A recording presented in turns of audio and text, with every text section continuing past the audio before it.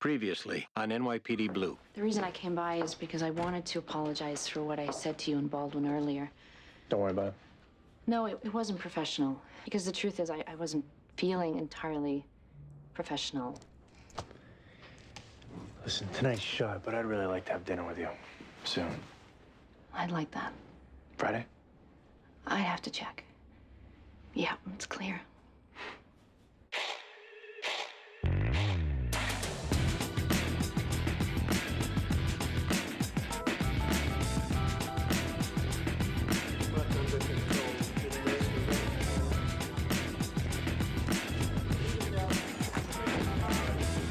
What we got? Looks like a pretty basic device. Enough to take out the car, but not much more than that. What are the chances of recovering anything we can trace? Not good. How much expertise you figure was required? Anyone with ordnance training in the military could have done it. There's also a dozen books available on the internet, take you through it step by step. Any ID? Yeah, his name is Brett Keenan. That's his daughter over there. Where was she when it happened? Pulling into the garage. She heard it.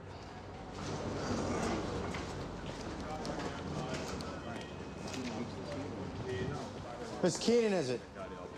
Right. Very sorry about your dad. It's not a great way to start your day, is it? You work here? Right. You know how long the car had been here? Since last week. He was traveling on business, got back last night, and went straight to his apartment from the airport. He had a meeting this morning in New Jersey, which is where he was on his way to.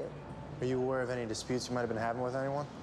There's always disputes. It's the nature of the business. What we're interested in is anything that might have led to violence. This wasn't a business person that did this. This was an aberrant, sick individual who held my father responsible for something. Any guess who that might be? None. We'd like to get a list of past and present employees, if we could. Okay. What was your father's personal life like? He divorced my mother forever ago. He had a rotation of willing B-school graduates to service him in return for being able to say they did. That's as much of a personal life as he had. Whoever killed your father was knowledgeable in explosives. Does that suggest anyone in particular? If it did, I would have told you already.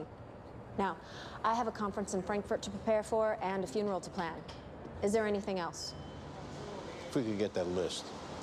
It's upstairs in my office. Wow. So far, I'm going to go ahead and mark it. Bomb went off when he started the ignition. The car had sat for almost a week, so there was plenty of time to rig the thing. Any history of threats? Not that we know of. We got a list of past and present employees from his daughter. Yeah, who, by the way, is one of the coldest human beings I've ever met. Oh, yeah? Unbelievable. Because it's a bomb, the feds are interested in being a possible terrorist link. As is my boss. So far, we haven't got anything that points in that direction. If you need a search warrant, court order, anything, will you let me know? Absolutely. Chief of Detectives has already called twice. Whatever you know, as soon as you know it, bring it to me. You got it. Hey, we should divide up the names. Call and have them come in. All right. We'll start with the former employees. When we're done interviewing them, we'll move on to the present ones, right? Good. You'll call me if you're taking a statement. I may call you even if we're not. You free for dinner? Tonight? Yeah, tonight. Just so happens I am. Got a report of a homicide in an alley. Who's up? That'd be Esler. Corner East Broadway and Pike.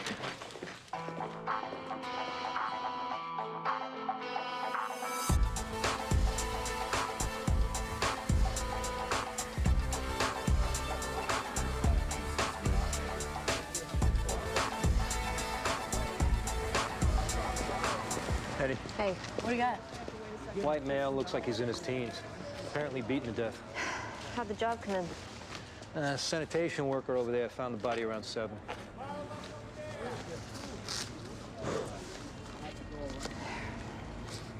ID from the Coventry School.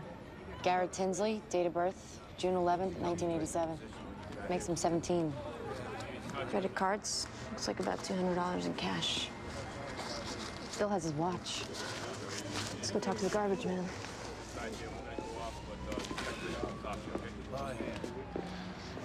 Hey, found the body? Yeah, What time? about 6:45. I see kids up here all the time smoking dope and whatnot. Ever see this one? I didn't look at his face. Do us a favor and look? I'd really rather not. I gotta think about dead people. I think of the family. I can't stand it. Just see if you recognize him.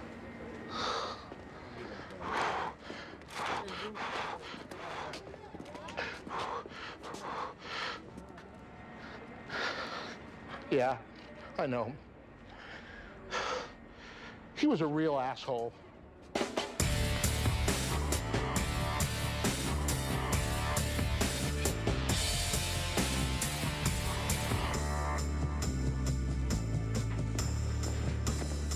Hey, Al. Phil? Phil Beckett? That's me. Detective Medavoy. Why don't you come this way? Sure.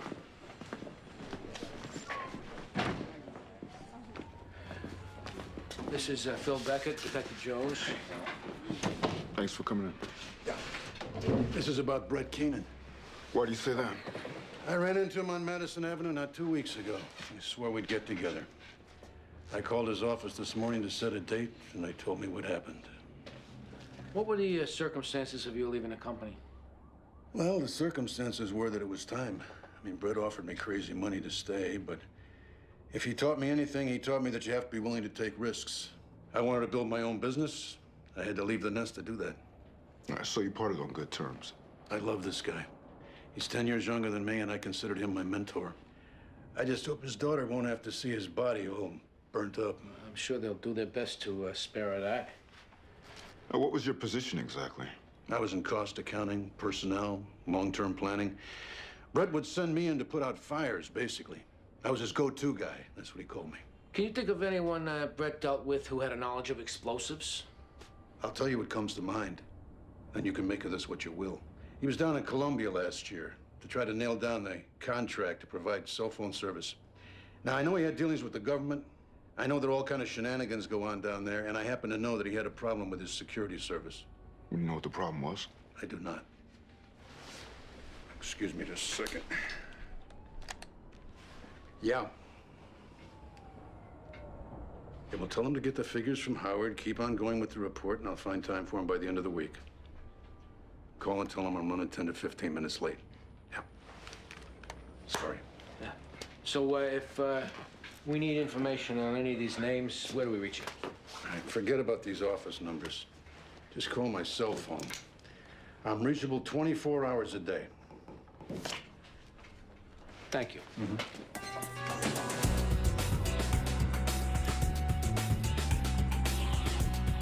What can you tell us about the kids you hung out with? Ordinary kids, nice kids. Just want to sell everything and move away from here. I know. Did anything happen at school that you think might be related to this? He went to Coventry, for God's sake.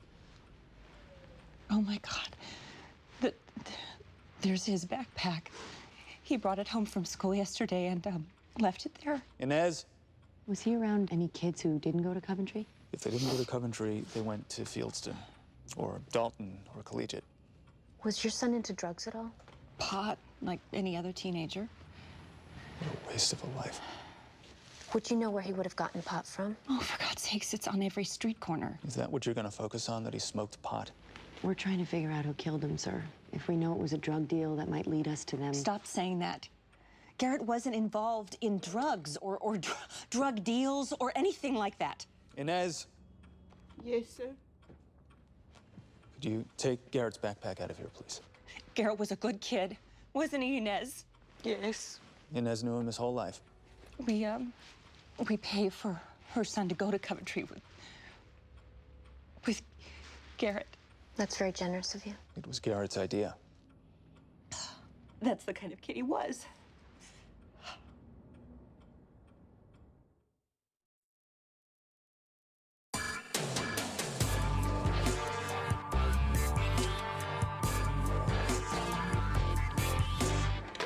The outfit providing security for Keenan when he was in Colombia was Clausen and Associates. Now, they said the problem was with a bodyguard named Avi Mosier. What kind of problem was it? All they would say was that they let Mosier go and he's currently working for another security firm. I'm calling over there now.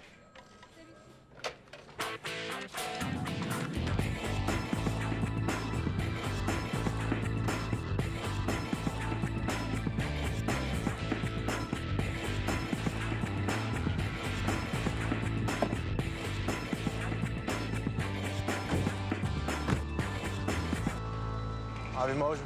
Who's asking? Detectives Clark and Sipowicz. What's the problem? There's no problem. We just need to talk to you. So talk. No, we're not going to talk here, Avi. We need you to come with us. I got a guy inside on bodyguard for him. This your partner? It's 2 men on the door. Okay, I got another bodyguard inside. Right. Let your partner call for a replacement. Tell him I'm going with him. You understand, for our safety, I got to ask you for your guns before you get in.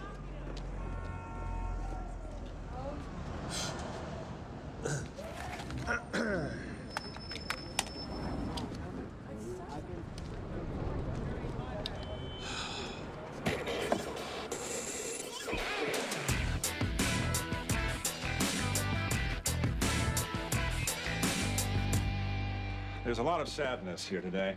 People crying, holding each other, trying to make sense out of what happened. What can you tell us about Garrett, Dr. Weaver? I didn't know him too well. His records indicate that while he wasn't an outstanding student, he did the work required of him. Never failed any courses. Any problems related to drugs? None that I know of. It should be noted that at Coventry, we have a zero-tolerance policy regarding drugs. What does that mean, exactly? First time you're caught, it's an automatic suspension. Second time, it's an automatic expulsion. Can you tell us anything about the crowd Garrett ran with?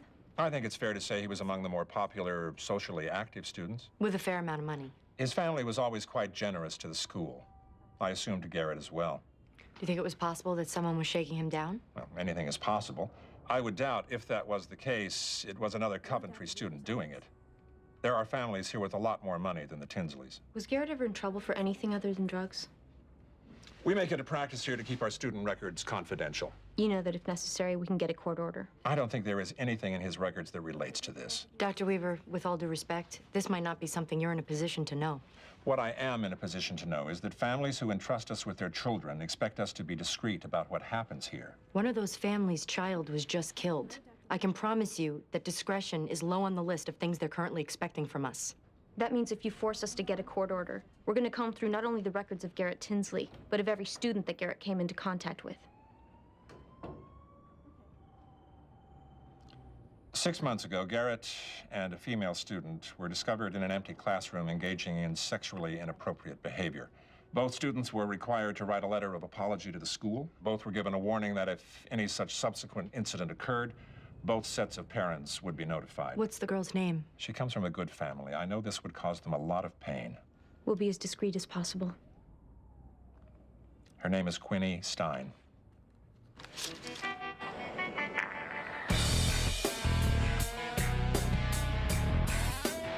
What happened, Avi? You and Brett Keenan didn't get along? In Bogota, you have bodyguard with you 24/7. Who knows, maybe concerned Israelis. That sound likely? Why not? I can't stand them and I am one. When's the last time you saw him? When I leave Bogota. No contact since then. No, why? Somebody threatened him? You think it's me? You were trained in the use of explosives when you were in the Israeli army, is that right? Right. So if you wanted to make a car explode when the driver turned on the ignition, you know how to do that. Hey, guys, I make good living. I have a beautiful American girlfriend and a condo in Fort Lee. Why I want to blow up cars for? Brett Keenan's dead, Avi. Somebody blew up his car. You think I do this? We know he got you fired. Big deal. I get another job, 1, 2, 3. You want to tell us the truth of why it was you got fired? I sleep with his daughter. He found out? We're together all the time down there. How can he not find out? She talked to him, I talked to him. He don't want to listen to nothing. He called the office, say goodbye to Avi. When's the last time you saw his daughter? What difference does this make? Avi, we're going to ask you to just answer the questions for right now. Not worry about the significance of them, I see her now and then. We keep it quiet. All right, we're gonna need for you to stay here for a while. You're gonna tell my boss I'm a suspect, huh? Not yet. You do, I lose this job too. Are my parents coming down here? No, Quinny. At 17, you're old enough we can talk to you yourself. As soon as we're done, we'll drive you back over to school. Doesn't matter. When you showed up, I was ready to ditch school. I'm like so emotional about this, I don't even know if I can talk about it without breaking down. You break down, you break down. Okay. You and Garrett were going out? Not really. Just friends? Yeah. When's the last time you saw him? Yesterday at school. Did you talk to him after school? No. What'd you do after school? What did I do? I hung out at the park, went home, did homework, went to sleep. Any idea who Garrett went to meet last night? No. Did you used to get high with Garrett? I don't get high. Garrett did, though, right? I guess. Just pot, though. You know where he got it from? No idea. No idea about that.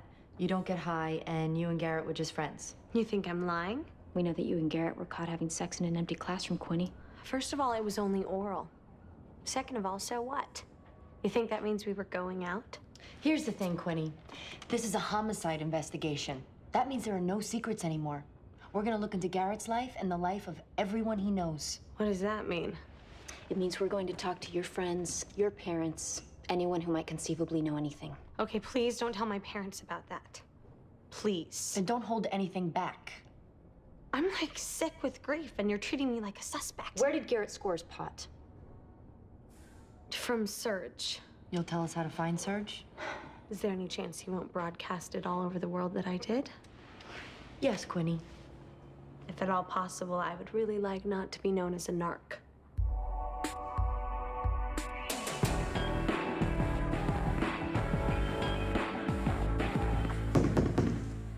Who's there? Police. What's the problem?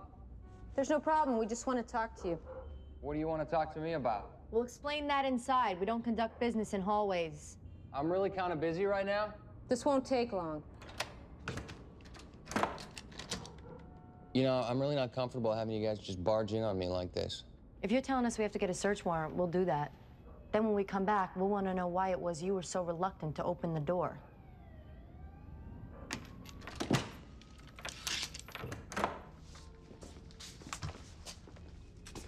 How do you know Garrett Tinsley, Serge?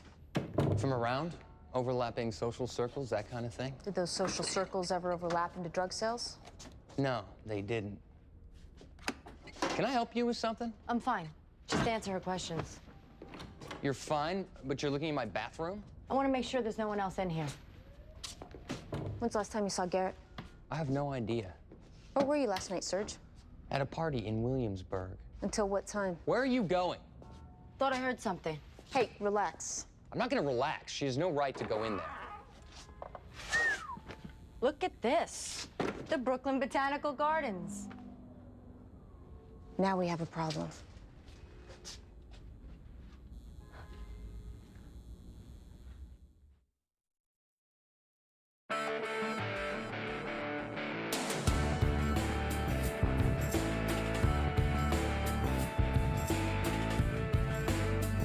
Can you tell me exactly what it is that couldn't be discussed on the phone? Why don't you come down here, Miss Keenan? When's the last time you saw Avi Mosier? What does that have to do with anything? Maybe just let us ask the questions for right now. I don't know when the last time I saw him was. Since you've been back from Columbia? Yeah. Did your father know you were seeing him? I'm 27 years old. I don't clear it with my father, who I'm seeing. How did he find out you were seeing him in Columbia? He sensed it, he asked me about it, and I told him. In retrospect, I shouldn't have done that. Why would it represent a problem? Because it was a distraction. Daddy wanted me concentrating on business and Avi concentrating on bodyguarding. Did Avi ever look for you to make it right? Why would he do that? I'm not his mother. He got fired, boo friggin' who. Go out and get another job. Speaking of that, we wanted to go over some people that were on the list that we got from you. God, now? Yeah, now. Well, I don't have time now. And where did you find out about Avi? We heard there was a problem with one of the bodyguards down in Columbia. Who even knew about that? A colleague of your father apparently knew. I know all my father's colleagues. I can't imagine any one of them paying attention to something as trivial as a bodyguard. Phil Beckett. I would hardly call Phil Beckett a colleague. What'd you call him? An idiot, a flunky.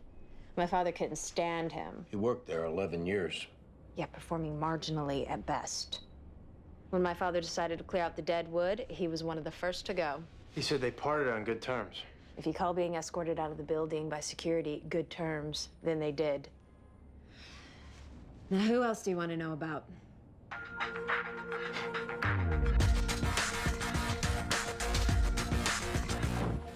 Can I, offer you, something? No, thanks. What we'd really like to do, if we could, is take a look around your garage. Yeah, your husband told us he has some company records from when he was working with Brett Keenan. Well, I don't think there's anything like that in the garage. Would you mind terribly if we took a look? No, not at all. Please.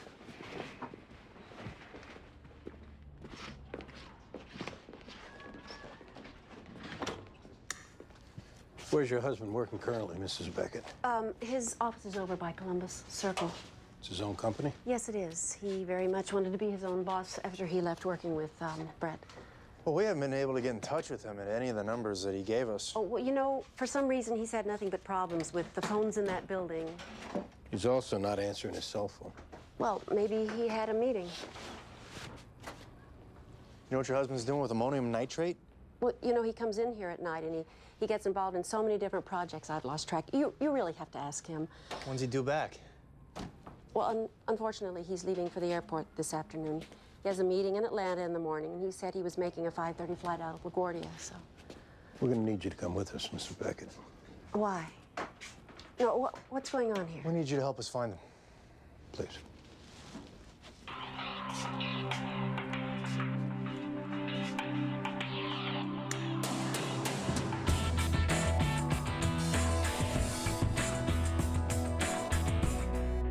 Everything I was growing was for medical purposes. What are you sick with? Chronic fatigue syndrome. That's for real. I also like to be able to provide it to other people who are sick. And maybe so they suffer a little less. Is that so wrong? You provide it free of charge? Compare my profit margin with the drug companies, I come off like Mother Frickin' Teresa. All right? Did you provide pot to Garrett Tinsley? I have a confidential relationship with my customers. I do not divulge. You said you went to a party in Williamsburg last night. What time did you leave? I don't know, 10:30, 11. Where'd you go? I came back to the city. Where'd you go in the city? I went to Veselka, had a bowl of split pea soup, and I left Veselka. Stopped off at the Gem Spa, bought a copy of Spin, The Nation, The Rob Report. Then I went home. Did you stay at home? Yes, I did. Is there anyone who can vouch for you staying home? I talked to some people on the phone, talked to some people online. What is this, the Inquisition? Garrett Tinsley was killed last night. Well, guys, I grow pot, all right? I don't do violence. Even when people don't pay me, I just let it go, you know? The thing is, since he was killed and you've been busted, you're in a position to help yourself. What are we talking about? You give us information that helps us find out who killed Garrett. We'll talk to the DA about going easy on you. Going easy, as in I walk. You're not in a position to negotiate here. There was enough weight in that farm you had going for you to spend your next 10 birthdays locked up. On the other hand, if you cooperate, we may be inclined to persuade the DA that there were some problems with the legality of the search. Up to you. All right. I fronted Garrett about 5 pounds a month. He'd break it up into quarter ounces and sell it. You have any partners? This kid Javier, who's his maid's son. I know he worked for him. Garrett kept what he needed on any given day in Javier's locker, because he was paranoid about getting busted. I hope that's gonna do it, guys. That's all I got. We'll let you know.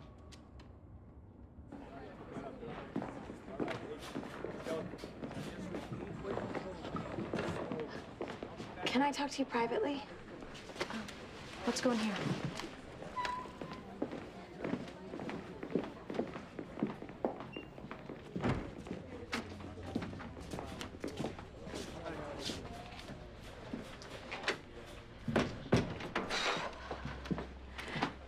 You said that if there were any secrets, you'd find them out. Is there one you held back on?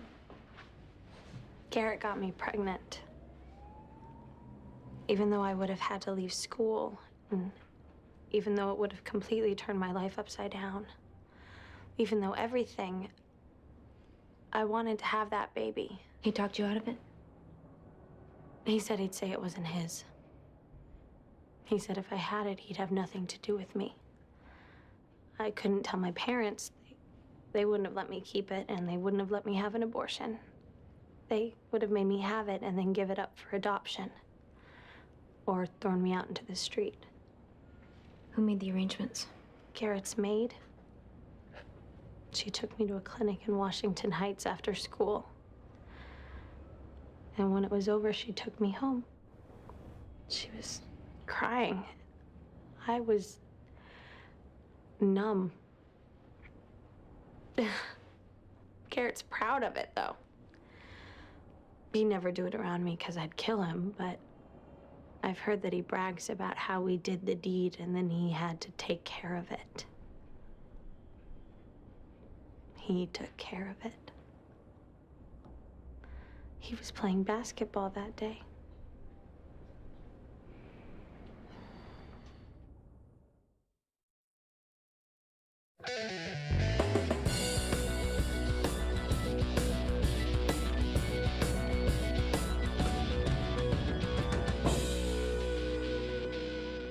Mrs. Tinsley will be home in about 1 hour. We'd actually like to talk to you, Ines. Your son wasn't in school today. Yeah, he wasn't feeling good. I told him he could stay home. But he's not at home. Maybe he go out for a little while. Where would he have gone? How come you want to know? We need to talk to him about Garrett. He don't know anything. Was he friends with him? They knew each other. I don't think friends. Did Garrett ever get him into trouble? No. Why was your son suspended? Just fooling around, doing what kids do. It was drugs. He got busted with drugs. He made a mistake, and he was sorry. He promised me it never happened again. Did he know you got that girl an abortion? If Garrett tell him, then he knows. Was it Garrett who asked you to do it? He came to me crying like he did when he was a baby. He said he couldn't tell his parents, and the girl couldn't tell her parents. So the only one that could help them was me. God forgive me. I knew it was wrong. But I took care of him all of his life. So I said I would do it. Where's your son now, Ines? I don't know. Ines, mejor que digas la verdad ahora. Yo no sé. Then we have to consider him a fugitive. That means putting his description out over the radio and police all over the city looking for him. ¿Dónde podemos encontrarlo? I'll find him.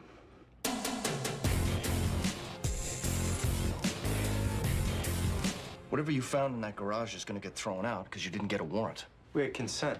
When it's her husband standing trial, you don't think she's gonna deny that? We're getting the warrant. It's too late. You had any suspicion, you should have gotten it before you ever set foot in there. What, you know of a judge who would have signed a warrant on our mere suspicions? You got a DA who's been camped out here all day on this case. She would have drawn it up. She still got to get a judge to sign it. Before we went in that garage, we had nothing. Yeah, let's just hope we can find the guy. But what you better hope is that you get a confession. I told Francine that the most important thing now is that we speak to her husband directly. The thing is, he's got to be in Atlanta. Well, Atlanta might have to wait. Well, but he said he was meeting with the Coca-Cola people. Mrs. Beckett, we're very concerned that whoever killed Brett Keenan may be going after your husband next. Why would they do that? Your husband was Brett's go-to guy, right? Well, that's what he used to tell me. Yeah, so for that reason, we think he may be marked. Oh, my God. You have to help us find him. Well, why can't you just call him and tell him all that? We don't want to spook him. Sometimes people hear something like that and they do something foolish. They might get themselves killed. Well, what can I do?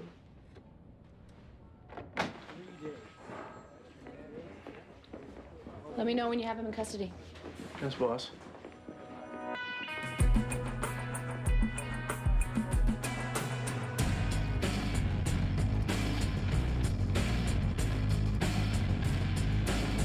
If he sees the calls coming from your cell phone, chances are he'll pick up. What you have to do then is keep him on the phone long enough for us to get a location on him. But what do I say? Just say what you normally say.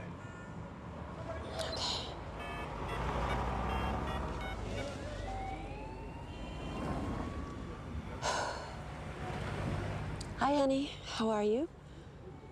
Oh, I don't know. I was just thinking about you. Thought I'd call. Well, I thought maybe we could take a drive this weekend. You know, go upstate, look around those junk stores that you like so much. You'll be back from Atlanta by the weekend, right? Keep talking. You know, I'd like to come with you on one of these trips sometime. No, you wouldn't have to be responsible. While you're working or at your meetings, I could go, you know, sightseeing, shopping. Yeah, okay, next time. Okay, honey. Well, I love you, and have a safe trip. Bye. 9th Avenue, 23rd Street.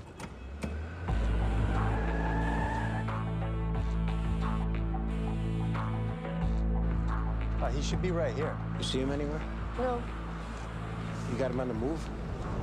No, according to the technician, he's standing still. He's standing still and he's right here. Where is he?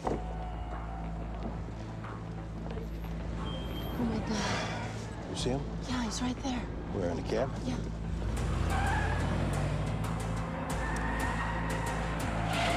Hey, get out of the cab. Let's go. Turn off the engine. What's going on? Let's go. Come on, get out of the cab. I'm going for a ride. Put your hands in the car. What did you tell them? They said you were in danger.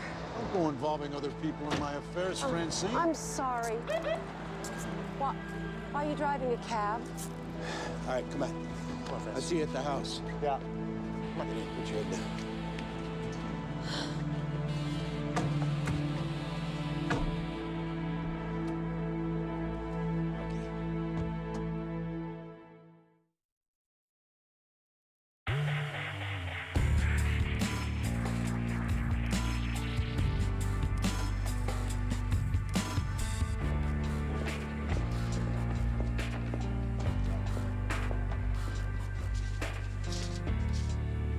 May I help you? This is my son, Javier. I'm Detective Ortiz. This is Detective Murphy. He wasn't running away or nothing. Okay, we're gonna talk to him for a little while. I can be with him, right? It'd be better if we talked to him by himself. But I would like to be with him. No one's gonna hurt him. Just to be there when you talk to him, that's all. I don't say anything. Mamá, está bien. Puedo ir solo. John, would you see if she'd like anything? Of course. Can I get you something?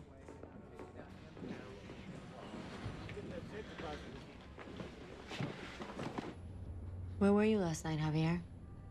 Home. Didn't go out? I went out to get something to eat, and after that, I was home. Your mom with you? Yeah, she was at work. How come you got suspended from school? I got caught with some weed. Whose was it? Mine. You weren't holding for anybody? Hell no. You were holding for Garrett, Javier. We know this. Now what happened? You didn't want to hold for him anymore? Why do you think I was holding it for him? If I hold it for my own self. We think you were holding it for him because he asked you to. I ain't no retard. I ain't gonna do something stupid just because somebody asked me to. We don't think that. We think you wanted to get a good education and make your mother proud of you. The first time you got caught, it meant you got suspended. If you got caught again, you would have gotten kicked out. But Garrett figured he had the right to ask since his parents were paying for you to go there. You guys got it all twisted up, man. What did he say when you told him you didn't want to hold for him anymore? Nothing. I don't think it was nothing. It was nothing. I don't think spreading it around that your mom arranged that girl's abortion was nothing.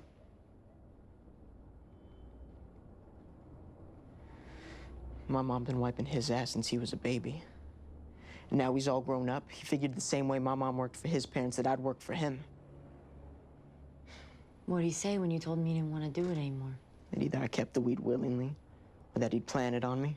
I mean, if it was the word of a kid whose parents paid 2 tuitions and gave $20,000 a year on top of that, against the word of a kid whose mother was a maid, who did I think they'd believe?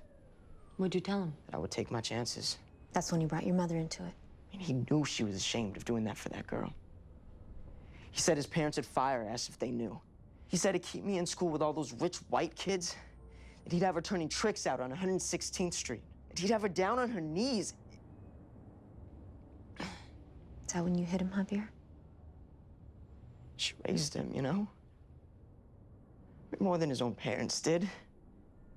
She raised me and she raised him, and one of us had to stand up for her.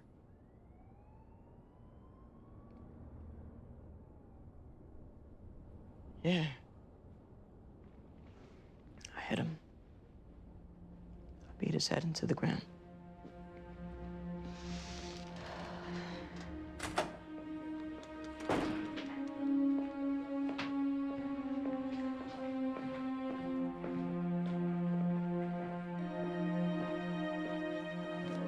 Where is he?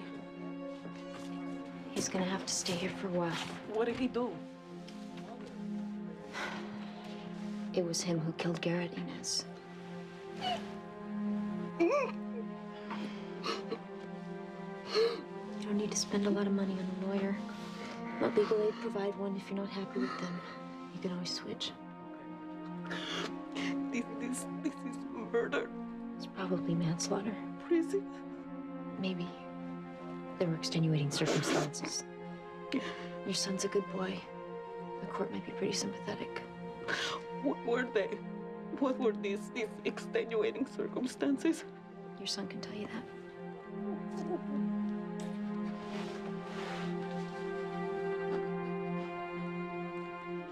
If you were starting your own company, Phil, why were you driving a cab? You're driving a taxi cab. Where does that put you? Out on the street. Lets you pick up on trends. Lets you talk to a broad cross-section of people. Brett Keenan fired you. Where'd you hear that? He fired you. He had you escorted out of the building. I don't know where you're getting your information from, but... That's enough, Phil. You kept it going as long as you could, but it's over now. I want to know who told you that I was fired.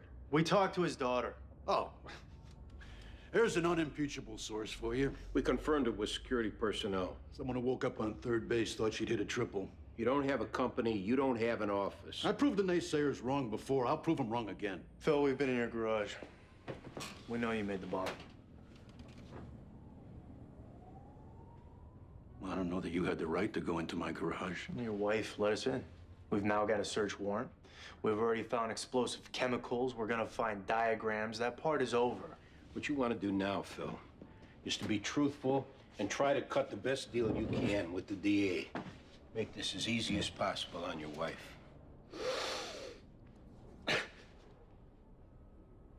She thinks I'm terrific, you know that? She thinks whatever I set my mind to, I can do. She's a good wife. Sends me off to work with a hearty breakfast under my belt and a Wall Street Journal under my arm. She never knew what was waiting for me when I got to the office. She never knew the way that he made me feel. Like I was stupid, incompetent. When did you decide to do something about it? I worked for him 11 years. I accepted that this is the way he was. Deliver excellence on demand, first time, every time. No pats on the back, no margin for error. He decides to make changes and I don't fit in. That's okay. What wasn't okay? I needed an extension on my health insurance. Francine had something. Women's problems. I went to him with it. He was barely listening. I followed him out to the elevators. I told him that she needed a special kind of therapy, and if that didn't work, an operation.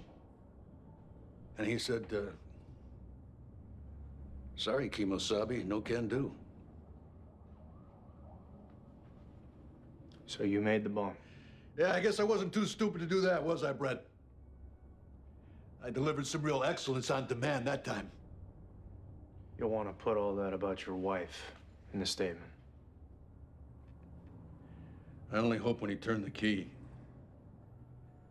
there was enough time for him to realize who killed him.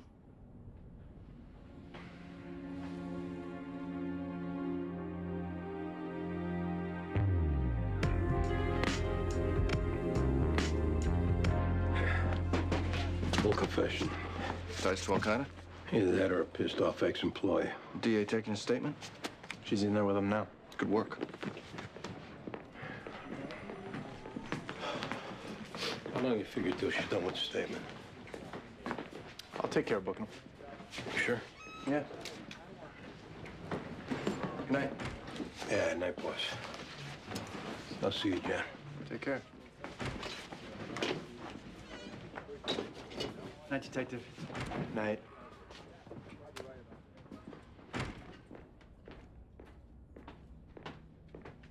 Sad story. Should we take a rain check on dinner? You gotta run him over to central booking? Yeah. I gotta run home and feed the cat. We'll do it another time. Or we could get takeout.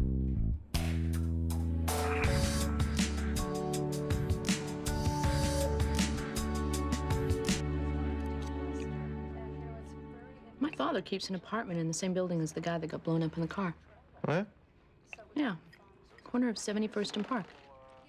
Wait a minute, he keeps an apartment? Well, most of the time he's either in Oldwick or down in Florida. Not bad. In my family, it's good that everybody doesn't have to be in the same place. You have a place of your own, though, right? Yes, I do.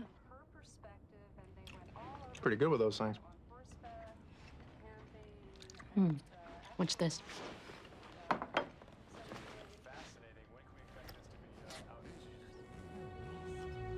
Hello.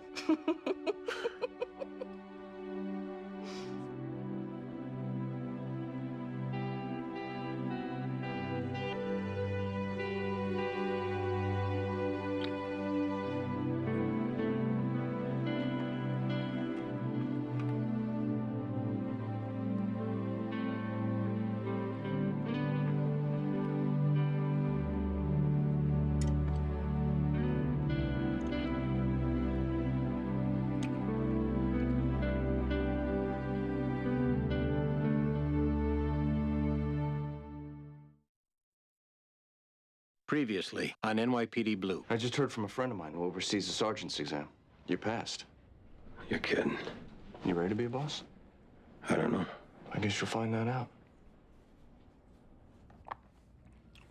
Pretty good with those things. What's this?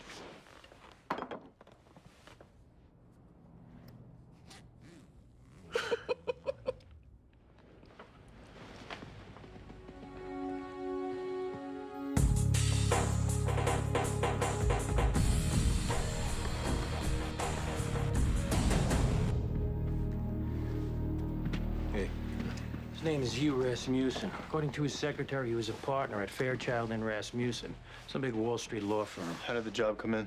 Secretary, she found him. Name is Judith Howe. She got here around 8:30. This guy was still working at his age? She says he was retired, but kept her on so she'd come over every day to see what he needed. Doesn't look like he's got any bruises. She said the pillow was over his face when she walked in. Where's she? Out in the living room.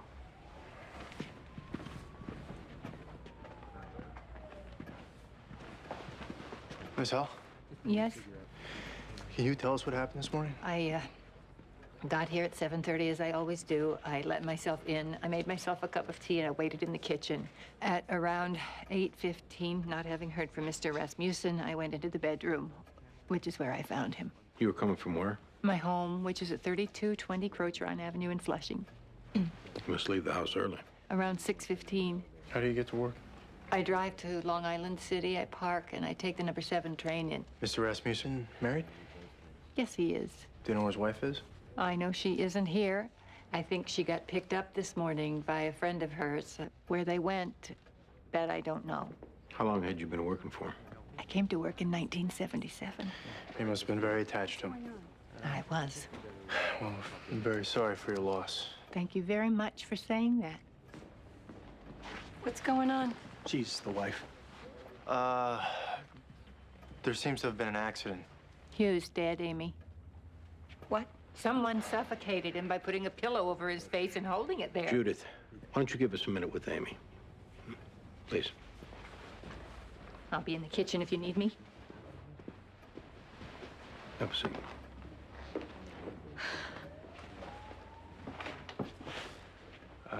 We know this is a difficult time and it's a big shock, but we have a couple questions for you. Can we get you anything? Something to drink? No, go ahead. Ask me whatever you have to ask me. When's the last time you saw your husband? When I left for the gym this morning, that was about 6:30. Everything seemed normal? Uh-huh. I kissed him goodbye. Told him that we'd have lunch together. How long had you and your husband been married? It would have been 2 years this coming July. Was it a good relationship? Are you asking that because of the difference in age? It's a pretty extreme difference. Right. And people look at Hugh like he's a dirty old man and me like I'm a gold digger, and everyone with their judgments and their opinions can just go straight to hell. Where is he? In the bedroom. I want to see him. You might not want to put yourself through He's that. my husband, and I want to see him.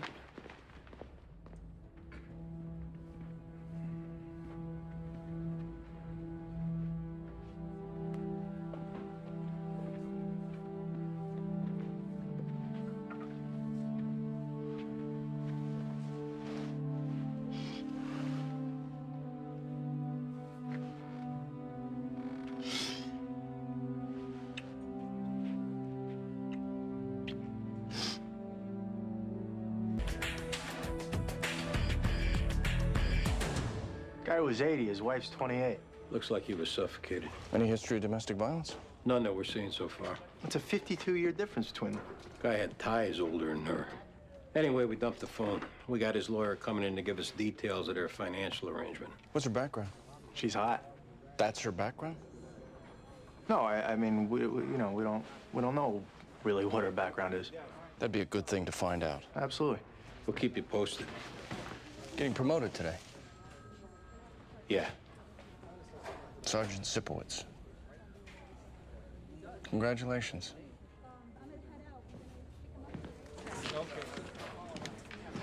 Were you struck blind?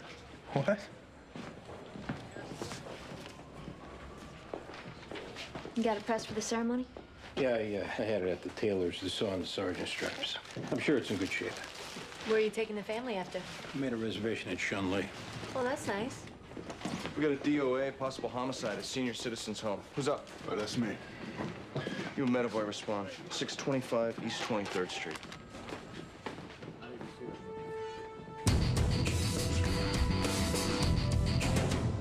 What's going on?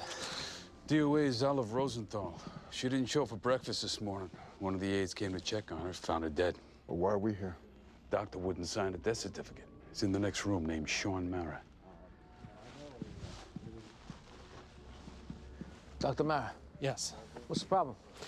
I was called by the director to come and examine Mrs. Rosenthal and sign on the death certificate. And when I got here, I saw a blood spot on her nightgown in the abdominal area. I examined underneath and saw evidence of an injection. When's the last time you saw her? About 2 weeks ago. Healthy? Given her age, yeah. What you're saying is evidence of an injection. Could that be anything else? There's a bruise, and what I think is a needle mark. Now, I can't state conclusively that that's what it is, and absent any autopsy, I can't state conclusively that that's what killed her. But there's just no way, at this point, that I'm going to sign off on it being natural causes. Okay. The director around? In here. Her name's Lillian Jacobs. Ms. Jacobs. That's me. Detective Metavoy, this is Detective Jones. What can you tell us about Mrs. Rosenthal? She was with us about 6 months. Nothing particularly unusual about her. Any complaints from her about conflicts with anyone? None that I'm aware of. Who was the aide that found her? Oh, that would be Eleanor. Eleanor? These are detectives. Why don't you tell them what happened this morning? When Mrs. Rosenthal didn't come to breakfast, I went to check on her.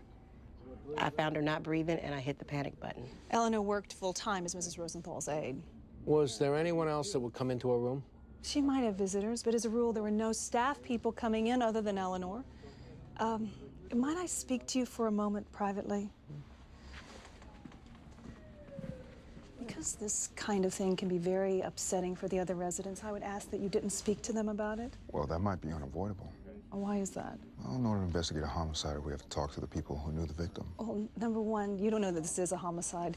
And number two, how much information do you think you're going to get from these people? Well, we won't know that until we talk to them.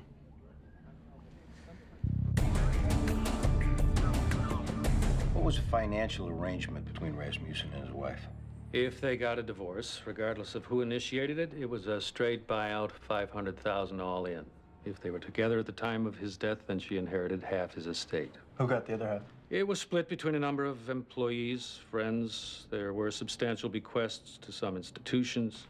He also set up a trust for his brother. What's the estate worth? All told, about $120 million. As far as you can tell, did him and the wife get along? I don't know what kind of arrangement they had, but they seemed to get along fine. What does that mean? It means she's 28 years old. She didn't necessarily conform her lifestyle to that of an 80-year-old man. So are you telling us she had some extracurricular relationships going on? At least one that I know of.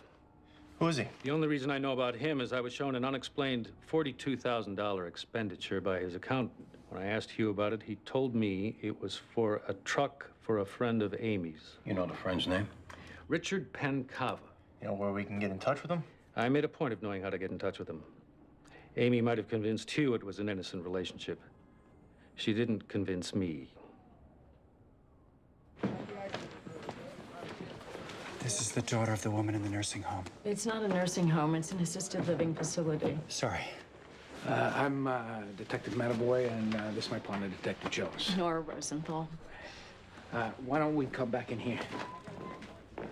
You'll have to forgive me. I got the news about my mother 2 hours ago, and I'm holding it together, but just barely. It's very tough to lose a mother. I lost mine a number of years ago, and I can still get choked up thinking about it. Where do we stand with the investigation? We're waiting for the toxicology panelists to come back from the medical examiner's office. In the meantime, we're looking at who might have had access to her room. It's conclusive she was injected with something. Based on a preliminary examination, yeah. Okay. Here's who your investigation should focus on. Her name is Eleanor Jackson. She lives, I believe, on Gun Hill Road in the Bronx. As soon as I get to the office, I'll call with the exact address. The Eleanor Jackson who found your mother this morning? Pretended to find her. What makes you suspect her? I hired her so that my mother would have someone with her at all times. And what I was seeing more and more of was that she was asserting her own will in ways that were inappropriate. Like how? Rearranging furniture, dispensing opinions on things that didn't concern her. Doesn't sound like much. But it wasn't what she was paid to do. It's a long way from that to committing murder. I also believe she was stealing. The last time I was there, I noticed things missing. When was that? About a month ago. I'm quite sure if you search her apartment, you'll find whatever's missing. Well, at present, we have no right to search her apartment. Let's see if I can't help you with that. Ms. Rosenthal, there's something called probable cause, which you have to show in order to get a search warrant. I am a New York State Supreme Court judge detective. I know full well what is required to get a search warrant. Yeah, we'll definitely look at Eleanor Jackson, I want an arrest made. assuming the facts warrant it. I'll expect to hear from you by the end of the day.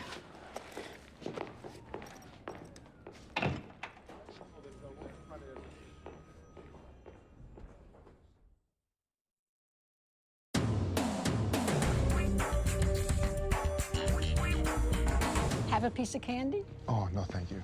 Your friend want? Oh, thank you. I'm fine. What can you tell us about your friend, Olive? Well, she got here about 6 months ago. A little shy at first. And you became friends with her? I understood what she was going through. You know, it's not so easy. You see nice surroundings, very expensive, and then you wonder, what's the problem? Well, believe you me, there are plenty of problems. And until you get old, you don't know. Eleanor Jackson was her aide. Is that right? Yeah, she broke her hip last year, and her daughter wanted someone to be with her. I mean, to tell you the truth, she didn't need anybody. But to make her daughter feel better, she had her. Well, they get along, she and Olive? What's not to get along? Come in. You have company. Yes, I have company. All right. You don't have to speak to me so sharp. I'm mad at you, Enid. So be mad at me. Why are you mad at her? That's between us. You had a tiff? You know, you're very condescending. I'm asking you why you're mad at her in case it relates to Olive's death in some way. Well, I'm mad at her because she didn't understand why I was so upset this morning. Well, wasn't she upset? Apparently not.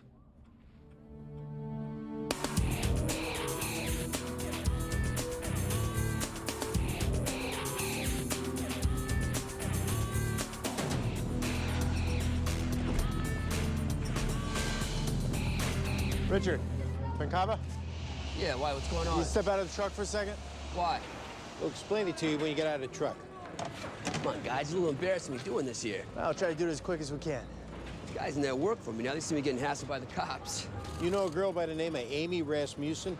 Yeah, what kind of trouble is she in now? What makes you think she's in any kind of trouble? Yeah, you're right. I shouldn't jump to conclusions. You don't have any weapons in this truck, do you? What kind of weapons? No. No guns, nothing like that? No, I don't have any guns. All right, mind if we take a look inside? Yeah, go ahead. I don't have any guns. And take a look in your glove compartment? Go ahead. I said I don't have any guns, yeah.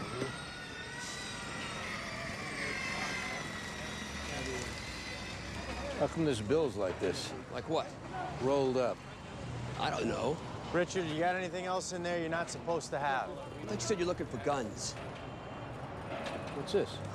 I don't know what that is. Come on. I think I know what that is. Put your hands on the truck. Come on. Man.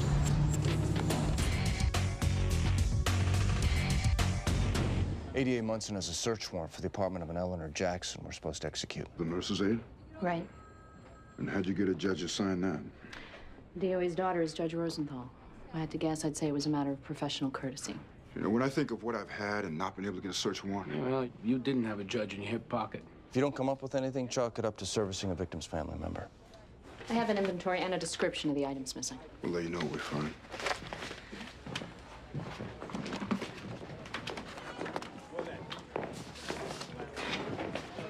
Just thinking of you. Oh, yeah? I was wondering if you're free for lunch. I actually have to have lunch with my father today. Oh, well. Wait a minute, why don't you come? No, Oh, thanks. if you're there, it'll be tolerable. Otherwise, it's going to be another career day counseling session. Your father doesn't want me along. He won't mind, and I will be really grateful. Where are we doing this? I'll give you a call. Okay.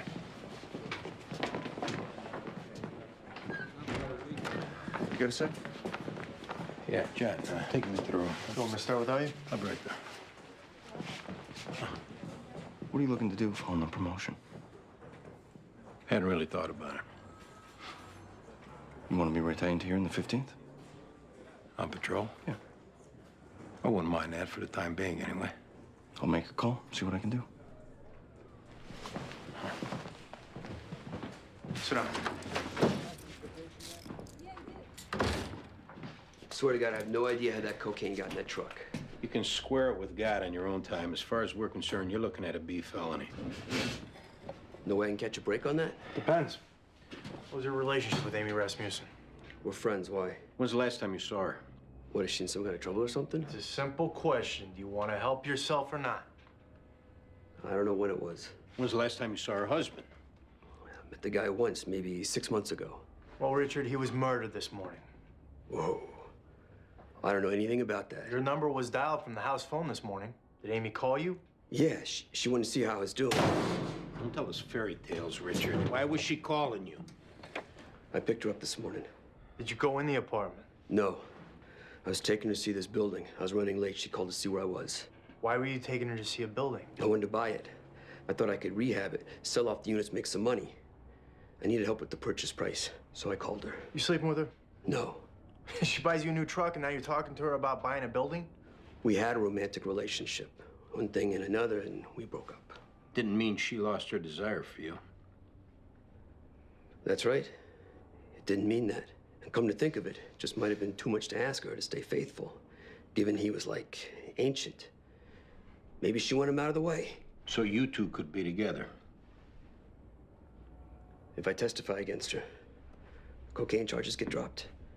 Well, I guess we can assume that you're willing to consider that, right? Hey, I gotta do what I gotta do. Sit tight.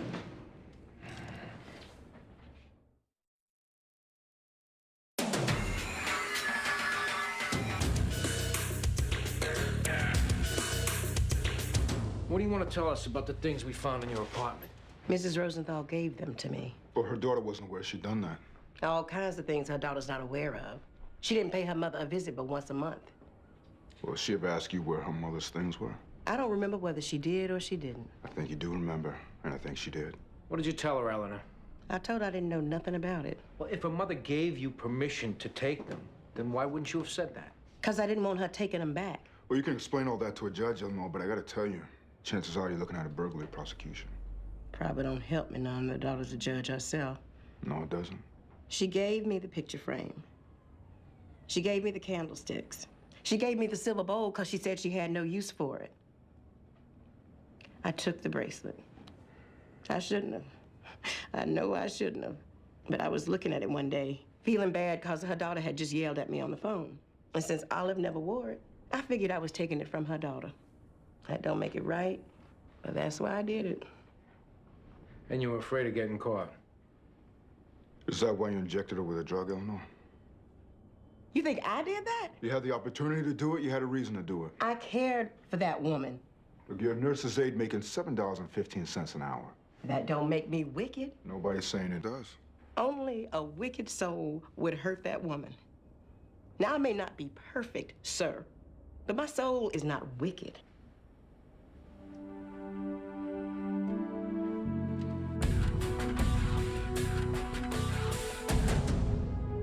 I'm reading about this Carly Fiorina. You know who she is? No.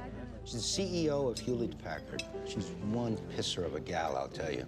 My father regularly updates me on the careers of various women who have climbed the corporate ladder. Because I want her to see what women are capable of. Is there anything wrong with that?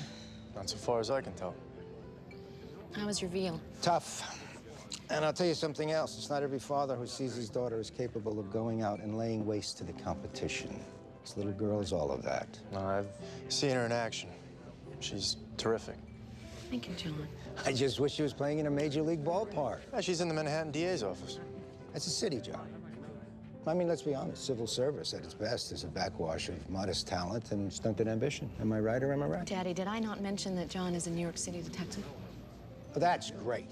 John, I don't know your background. Maybe the police department is a stepping stone for you. Maybe you're happy there. I'm pretty happy there. God bless you. All I'm saying is that with her intelligence and the kind of connections that she's able to capitalize on, there's nowhere she can't go.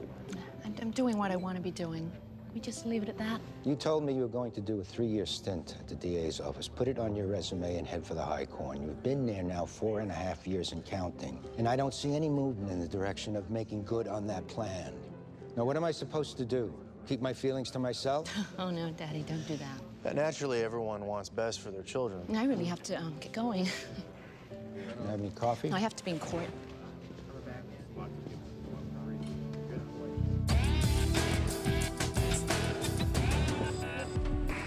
These are the toxicology reports from your DOA. They found a mixture of sodium pentobarbital and Delantin. Is that what killed her? Yeah. The note on it is that they're drugs used by veterinarians to euthanize dogs. All right, we need to go through the records of those residents again.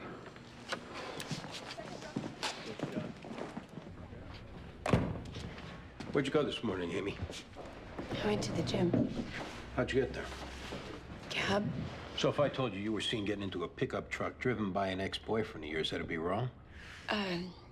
Okay, look, I did get into a pickup truck driven by a former boyfriend. But when I came back to the apartment, I couldn't say that because Judith was sitting there and I couldn't say it in front of her. And why was that? Because she hates me as it is, and I don't like to give her ammunition to go after me with. I lied right now because I lied before. So. You started seeing this guy? No, I did not. All right, Amy, we talked to Richard. We know about the truck. We know about the building.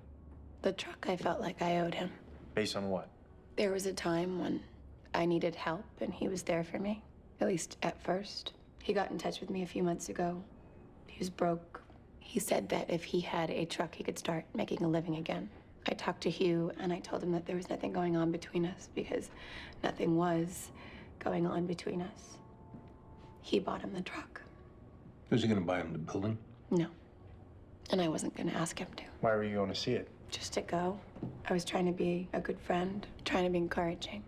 Maybe it was an accident with the pillow? You think I killed Hugh? I think maybe a part of you wanted him out of the way. No part of me wanted that. You're 28 years old, your husband was 80. You stood to make $500,000 if you divorced him and $60 million if he died. That's a boatload of temptation staring you in the face, kid. How dare you?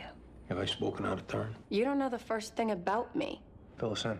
I was run out on by my father. I was turned out by my stepfather. When I met Hugh, I had been abused by every man and woman I had ever been involved with. I was a strung-out call girl, and when a friend of his paid me to go over to his apartment, I took one look at that place, and the only thing I could think about was how I was gonna rob him.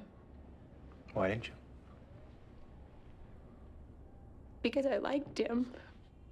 The first few times I was with him, he didn't want to have sex. He just wanted to talk, watch TV. He would read to me from these books. Oliver Wendell Holmes, Ralph Waldo Emerson, E.B. White. I didn't know who they were. Half the time I didn't know what they were talking about, but he would try and explain it to me. He eventually put me in rehab and got me healthy. And I fell in love with him. I don't really care if you believe me or not, because the way I feel right now, I don't care what you do to me. But how dare you say that I was tempted by money? If I could still have him with me, I wouldn't trade it in for all the money in the world.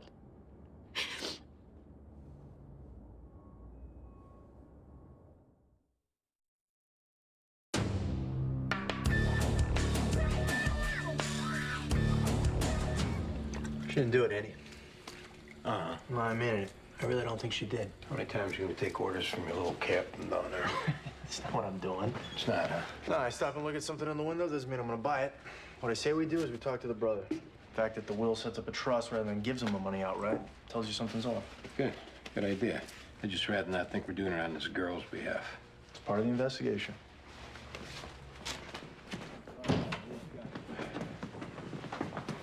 Mr. Munson. Someplace we can talk? I'll be right back.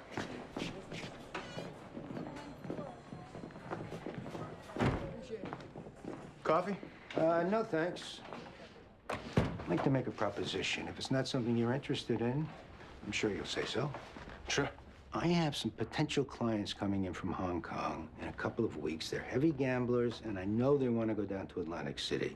I just want to see if you're available to watch out for them. They need a bodyguard? I don't know that they need one. It makes them feel important to have one. Well, it depends on what's going on here at work, you know, how much time's required. You give me as much or as little time as you want. I just want to tell you that I pay $1,000 a day, and the need for this comes up with some regularity. I'm definitely interested.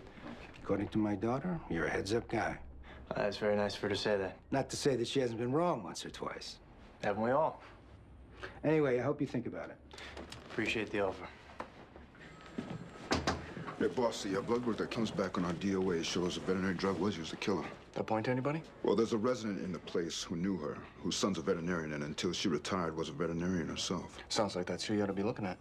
We were hoping to toss a room. It didn't take much to get him one the first time, so we were hoping that Munson might be willing to go to bat for another one. Call and ask her. Since we broke a little bad over the DOA's daughter using her influence, we didn't want it to seem like we were asking just to make a point. You want me to ask? It might be better coming from you. Right.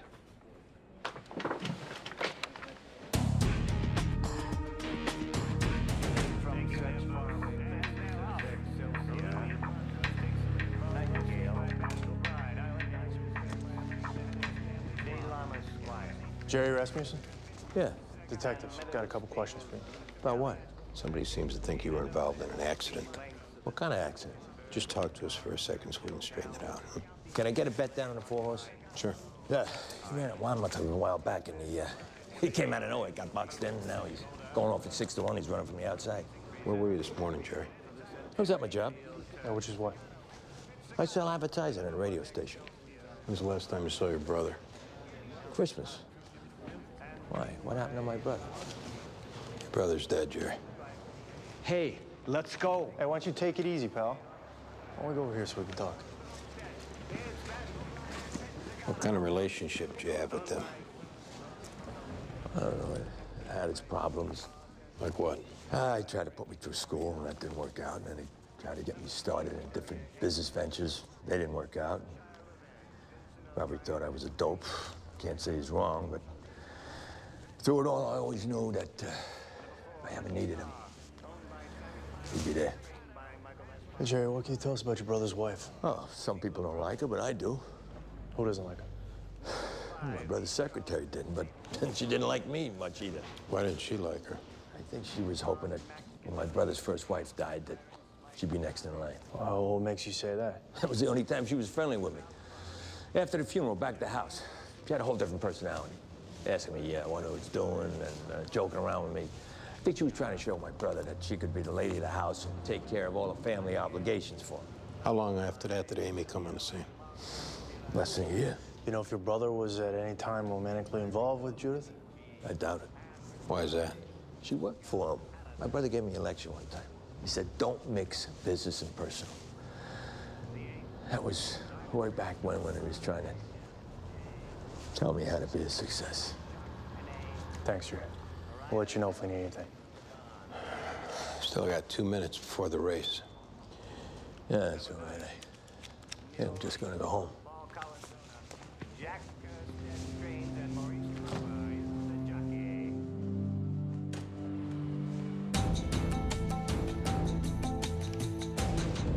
Do you remember what time you got up this morning, Enid? The same time I always get up, 5:45.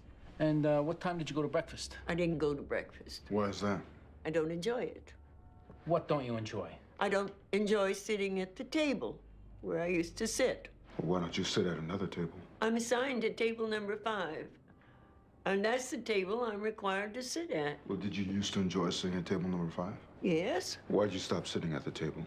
because a certain individual moved in and was invited by another individual to sit there. And then this certain individual proceeded to monopolize the other individual's attention. And I chose not to be a part of it.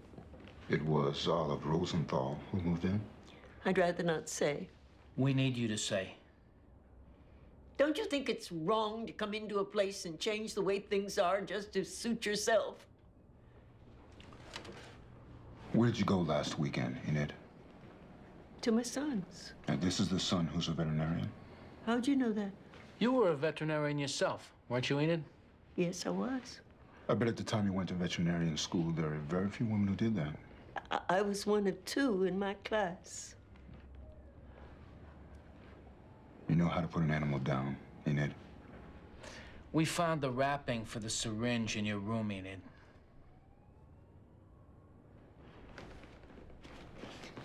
She was such a needy thing.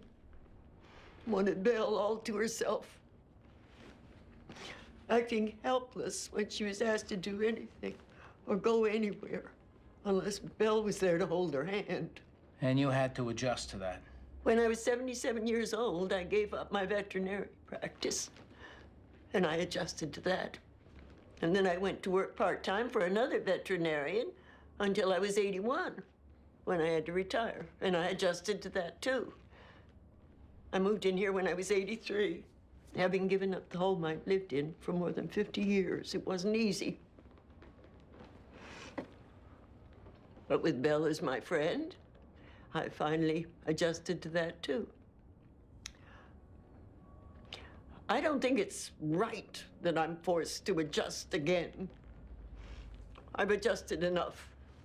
You wanted things the way they were. I can't have things the way they were. Isn't that the damnedest thing? I put that silly old woman down. And now Belle won't even talk to me.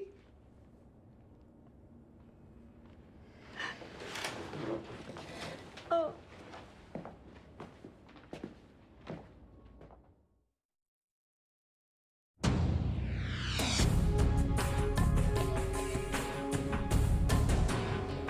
Yeah, thanks.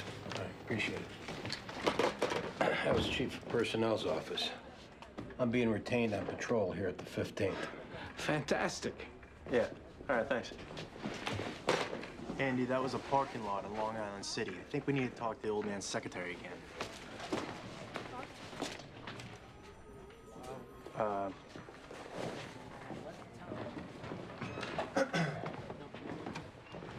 You mad at me? No. I'm sorry. I just had to get out of there. He came by. What do you mean? When your father came by, he asked if I wanted to do some security work for him. What did you say? I said if we could work out the timing, I'd be open to it. You're kidding me, right? What's wrong with that? Do you not understand what he was doing? What was he doing? He hires you, it goes bad. Now there's a problem between you and me. Well, how do you know it's gonna go bad? I know my father. Everything is about manipulation. Everything comes with an agenda. Okay, I won't do it. Which now he's gonna know is because of me. He's not gonna know. I'll say it was because of work. Next time, will you do me a favor? Will you just check with me first? Ready? Yeah.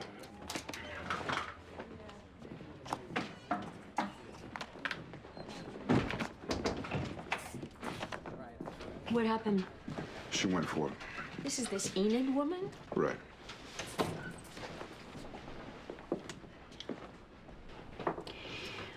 I still want to go forward with burglary charges against Eleanor. You sure? What do you mean, am I sure? She stole. I think this was mostly a crime of opportunity. Does that excuse it? Puts it in perspective, anyway. It does nothing of the kind. My mother was vulnerable, and she took advantage of that. She took care of your mother. Are you saying I didn't? No, you needed help, and you got Eleanor to help you. We talked to a judge, and I don't think there's any doubt in either of our minds that she did her best to make your mother comfortable, to keep her company. So just let her go then, right? It's up to you. I think probably that's what my mother would want me to do.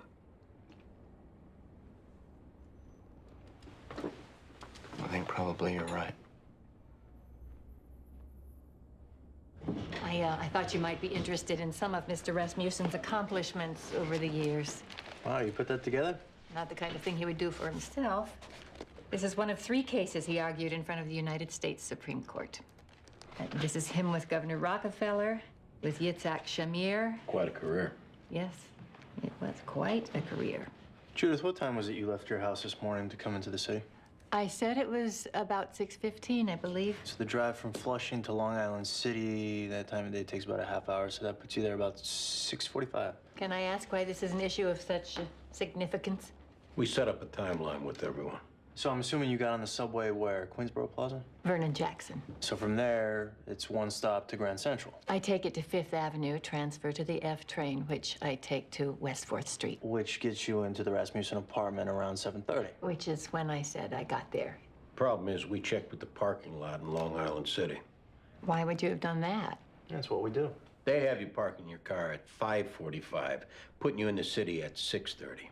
Well, I don't know that there correct about that. Now they have a stamp time card. But even assuming that they are, I don't always keep perfect track of the time. I'm always punctual. I think you do, Judith. I think you do keep perfect track of the time. See, you got there at 6:30 because you had overheard Amy making arrangements to get picked up at that hour. You saw her get into the truck with her old boyfriend, then you went up to the apartment to deliver that news hot off the presses. I don't know why I would do that. There's no gratitude given the bearer of bad news. With the wife running around on him and you being loyal. Yes, I was loyal. You served him faithfully for almost 30 years. And I was well rewarded for my service. Just wasn't the reward you were looking for. No, Mr. Rasmussen was eminently fair with me. Yeah, but he just married somebody else. As it was his prerogative to do. Somebody else to live in that beautiful apartment while you commuted from Flushing. Somebody else to travel with him, to stay in great hotels, to eat in fine restaurants. Somebody else to share his life. And why was that? Huh? I mean, because she had a great body? She knew him less than a year, and she got him to marry her, and still, she was going out on him. Who the hell was she to get away with all that? I don't blame her. She's a whore. And I mean that literally. She's a woman who takes money for sex. But Mr. Rasmussen, on the other hand, he knew better. He knew what it meant to be a decent person, to recognize loyalty and devotion and sacrifice. And he refused to do that. Instead, he let the base animal side of his nature brush me aside in favor of what? As you said, a great body. And of course, you told him all that. I owed it to him to tell him. I owed it to him to make him aware that people were laughing at him, that she was laughing at him. She and her boyfriend both. But he didn't listen. He told me that she was his wife, and I had to accept that. He didn't want me keeping an eye on her and reporting back to him. He said it wasn't my business. My business. For almost 30 years, my business was him. Then he told me to take the rest of the day off and think about whether or not I could be civil to Amy. To Amy! Because if I couldn't, then he was going to have to think about making some changes. That's the way he put it, making some changes. So I covered his face with a pillow, his small, toothless face, and I held it there until he stopped breathing. I deserve better than to have Mr. Rasmussen speak to me like that. I really did.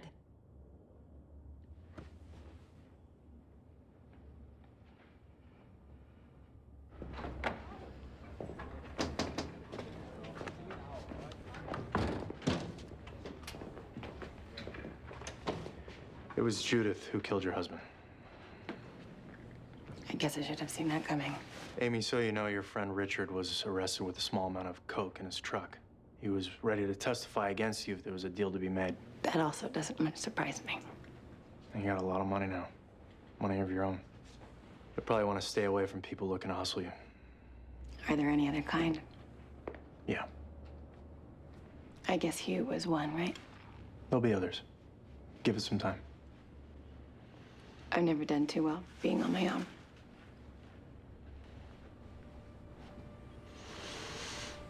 Good luck. Thank you, Detective.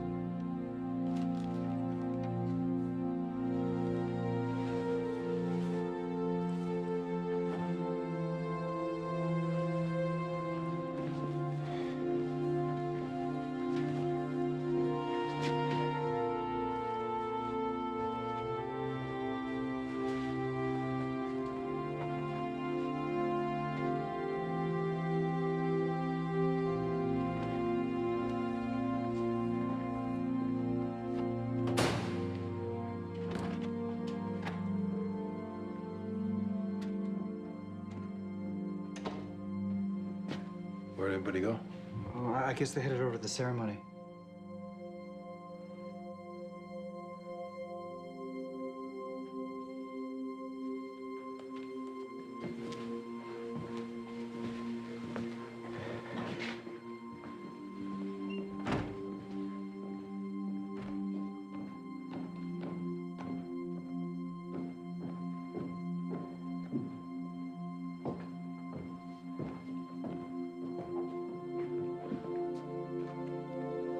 Present!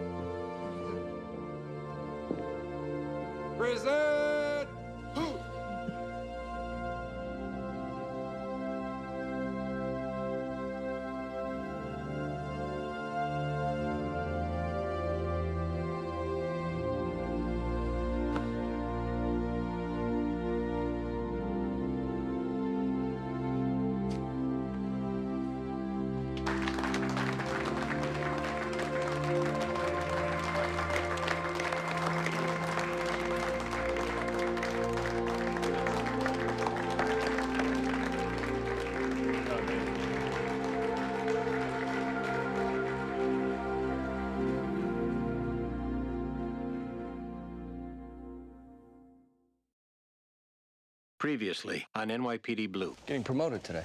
Yeah. Sergeant Sipowicz. You closed the deal. It was a fluke. I mean, if I started doing this for real, it'd be different. What about doing it for real? I don't know, Bridget. All right, maybe we should just have a drink and talk about that. Yeah. Meantime, see if you can't close another deal. Attention! Present! Who?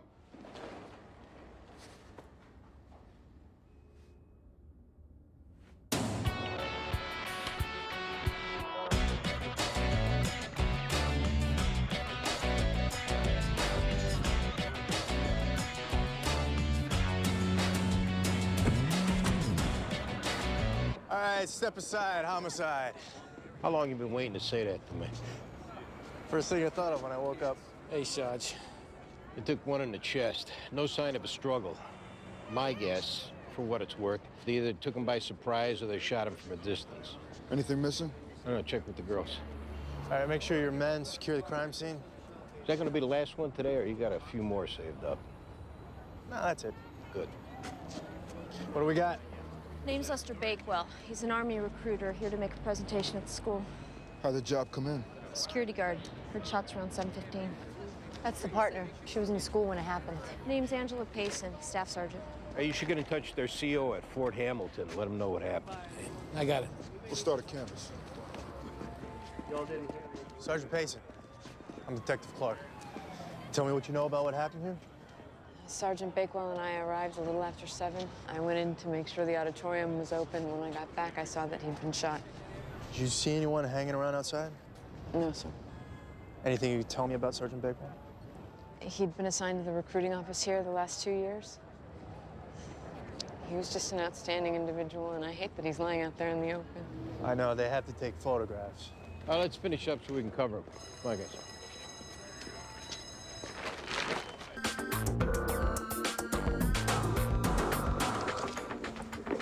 I'd like to speak to someone about my uncle who's missing. How long has he been missing? 4 days. Detective Jones will talk to you. Yeah, right this way.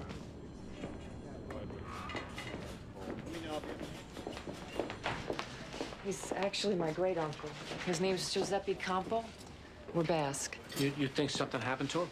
It's not like him to be missing for 4 days. Where does he live? Shelters mostly. He's homeless. Yeah, he lost his apartment 2 years ago. He had a stroke, and the hospital bills cleaned him out. I begged him to stay with me. He won't. Is there any one particular part of town he stays in? He doesn't tell me. He meets me at Veniero's every morning. I buy him an espresso and a roll. I give him clothes if he'll take them. I make sure his Metro card has money on it. Is there someone else he might have gone to see? No, I'm all the family he's got in this country. Any reason someone would want to hurt him? No, he's just a sweet old man. This is him. I bought him that Knicks hat and scarf for Christmas. Believe it or not, he's a basketball fan. We can check the hospitals to see if he's been treated in an emergency room. There's no guarantee we're gonna find him. Well, you'll try, right? Right. Detective John Clark, Warrant Officer Stephen Nutting, Army CID. How you doing? Good, thanks. He's handling the investigation for them. So, what does it look like? Too soon to tell. Could have been an aborted robber. Somebody looking to steal audio-visual equipment. Could have found it without a soldier standing guard. No, it could have been a spur-of-the-moment thing. The perp got spooked. Yeah, that hour of the morning's pretty deserted. I wouldn't get my hopes up for witnesses. Family's been notified? They're down in Georgia. A chaplain and a field grade officer have been sent out from Fort Benning. We're looking into the DOA's background? There's a good friend of his that he served with. Works for the MTA. We're meeting with him later. The dean of students of the school's inside. We'll ask him if there's any students we ought to be looking at. Why don't you set Steve up at Sipowitz's desk? Sure.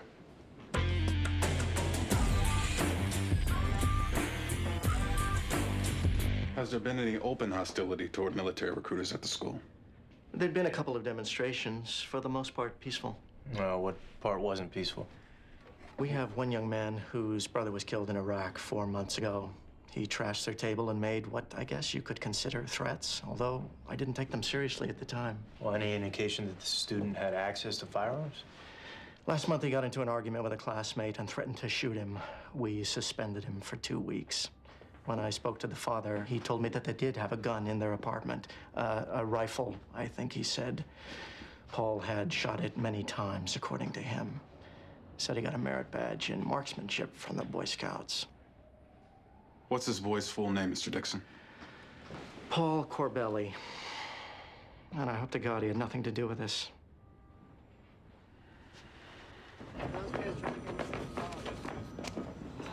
What do you got, Sarge?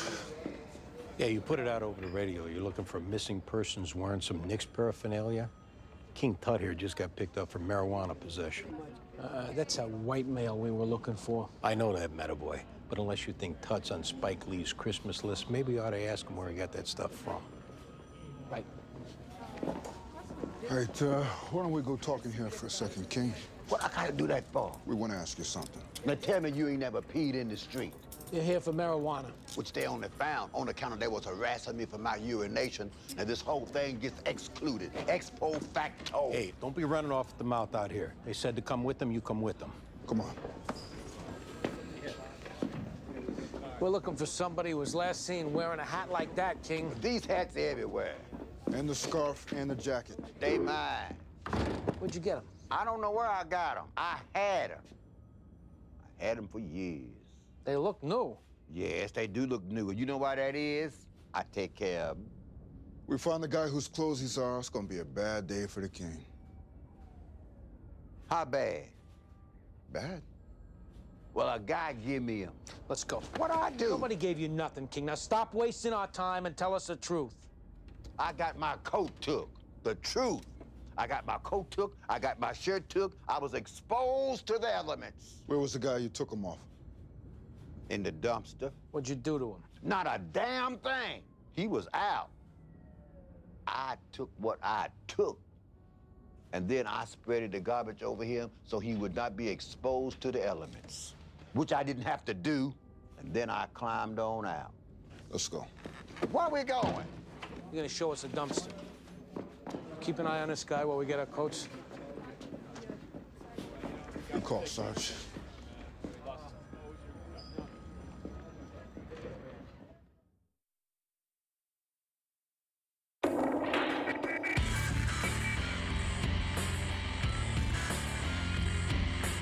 Where were you around 7 o'clock this morning, Paul? Home. Anyone there with you? My father already left for work. My mother's dead, so no. We know about your brother, Paul. Uh-huh. It's tough to lose someone that close.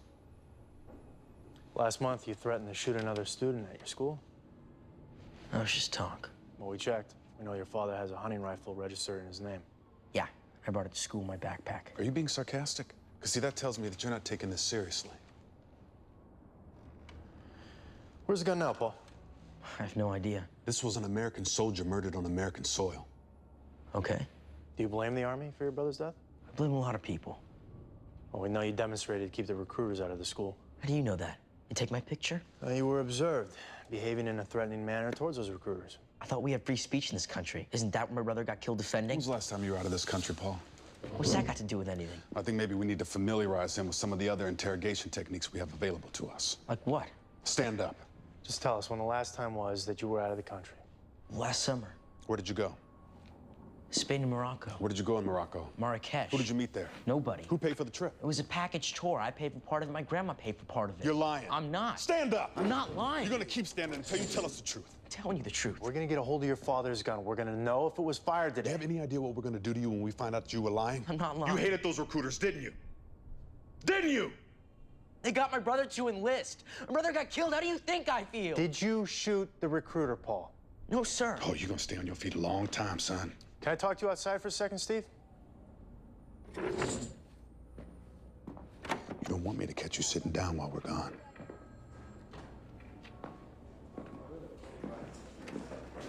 What are you doing? He's ready to go. I think you're coming on a little strong. It's first and goal, John. It's not first and goal. You got a scared kid in there. Kid, hell, he's 17 years old. And he's scared. Good, I want him scared. Listen, why don't we get him to relax, and we'll go at him again. Well, I guess since we're on your turf, I gotta defer to you. I appreciate that. So what do we do now? Why don't you stick your head in there, tell him to get off his feet, and then we'll get back to him in a little while. All right? That way he starts thinking that we're both his friends. Well, that's the last thing I want him thinking. But you got it.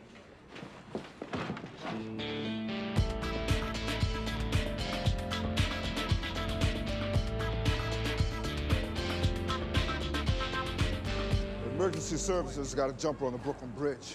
They're gonna be a while. So we gotta search this thing ourselves.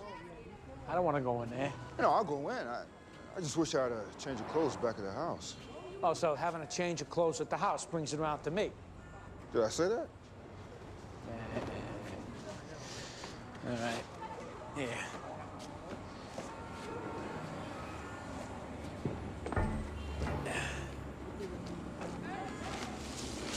That protective layer of garbage is there like I said. Yeah, King, it is.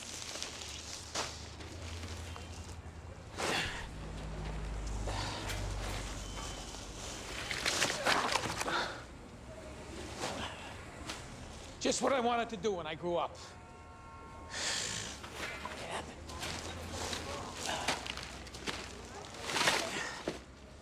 Here's Johnny. Oh, he dead, right? Oh, yeah.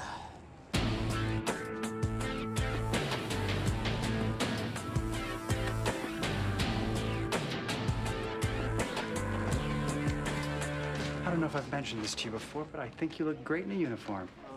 Thanks, John. Got a copy of the 61 in the shooting. How come you're bringing it up? First officer's busy. I thought I'd take care of it. What? Nothing wrong with wanting to visit, Andy. Any motive on the shooting? Nothing so far. Anything on the DOA's background? It's John's case. I don't know. Anybody been assigned to my desk? They got the Army CID guy using it, but it's just temporarily. We're doing court.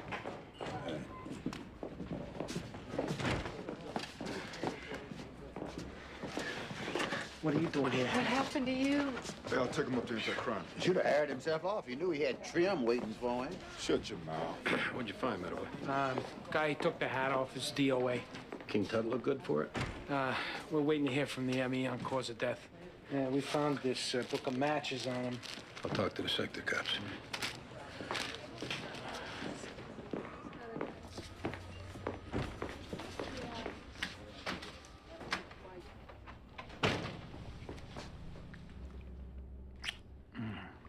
You do stink. I had to go in the dumpster. Why? You don't want to know. Yeah. Copyright. Here, What's this? open it.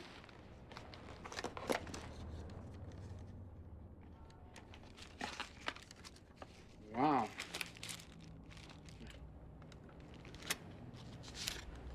Schofield Realty. Greg Matterboy Sales. When you're ready. This is a really nice thing, Bridget. I didn't build a real estate business in Manhattan being tentative. No one would ever accuse you of that. Anyway, give me a call. Yeah. Let me walk you out. Have a seat. Paul had nothing to do with that recruiter getting shot, I swear it. What time did you leave for work this morning? About 6:30. Where was your son when you left? Sleeping in his bed. He's not the easiest kid in the world to wake up in the morning. You own a gun? I have an old hunting rifle. What kind? Remington 30-06. Where do you keep it? In my bedroom closet. When was the last time you saw it there? I don't know. Your son ever talked to you about how he felt toward the Army? What he says because of his brother. What does he say? You gotta understand, Brian was who he looked up to, more than me. Brian was everything to this kid. Does Paul know how to use a gun? He learned in the Boy Scouts. But I'm telling you, this What is are the not... circumstances surrounding his trip to Morocco? He and a friend of his signed up with some student travel program. Why Morocco? I don't know. They got it in their heads. They want to go there. Sir, do you have any objection if we take a look at your gun? None at all. We're also going to need to take a look at your son's computer. Sure. If he's been associating with any suspected terrorist organizations, we're going to find that out. I'm sure he hasn't been. Every website he's ever visited, we're going to know about it. What we're trying to say is that the best way to help your son is to tell us the truth. I'm telling you the truth. It is possible, sir, that your son could be concealing some things from you. I raised my boys to love their country, and I got one who died for it. And there ain't a day that goes by when me and his brother don't think of him. Still love my country, though. Does your son? Even if he don't, he would never cause another family to go through what we've been through.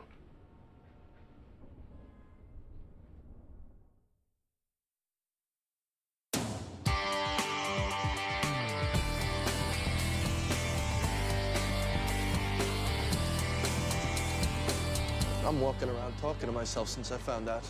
You guys are close? We hated each other at first.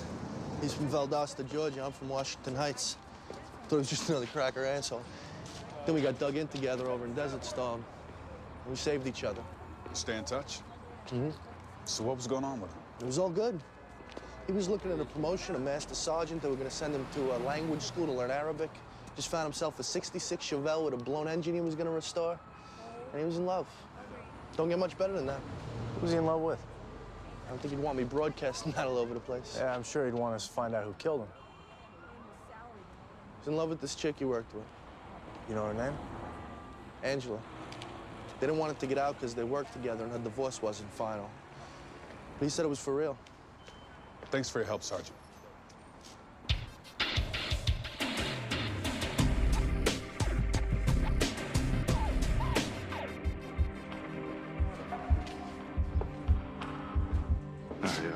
Why don't we go back in here? Please have a seat.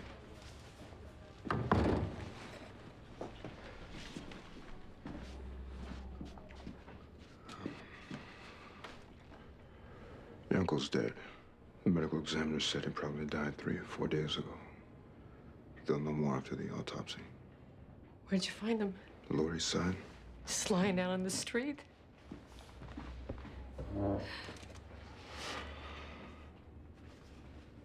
He was in a dumpster. Sorry. Did somebody kill him? It's possible. We won't know until we hear back from the medical examiner. This is what I was afraid was going to happen to him. There's a matchbook from a restaurant, Zazo. Is that someplace your uncle would have gone? No. He was in a dumpster behind there. How did you find him? Well, we got lucky. Somebody was picked up wearing that Knicks hat that you gave him. Did he kill him? We're not sure anyone killed him. I mean, what did he have on him? A comb? A crucifix? A few dollars and a Metro card? We'll let you know when we hear something. Do you need a ride anywhere? I think I'm just going to take a walk.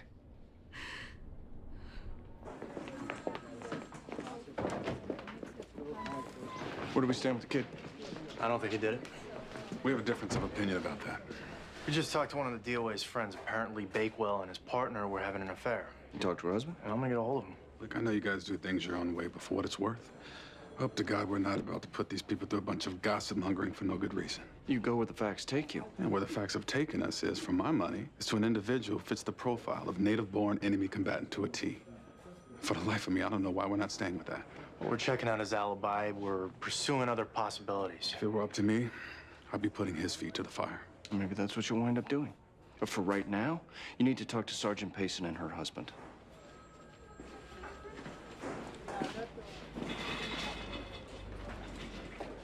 That's it. Yeah? All right. Thanks. Boy, I talked to the guys who have the sector that restaurant's in. They responded to a discount complaint last week involving the manager and a street guy who matched the description of your DOA. We're just on our way over there. There you go. There's a footman calling for a supervisor. He's got one under at 13th and 3rd. I'm on my way. Hey, how you doing? I'm all right. Somebody call you to come in? Yeah, I'm supposed to talk to Detective Clark. Upstairs to the left. Thanks.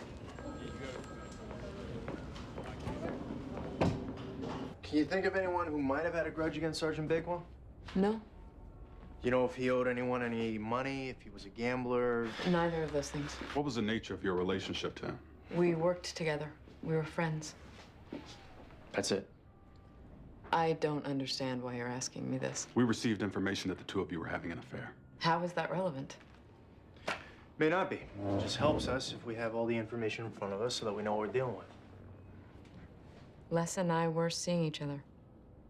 We didn't plan on it. We didn't want it to happen, but it did. Why didn't you say anything about that before? I don't think it's relevant. Does your husband know?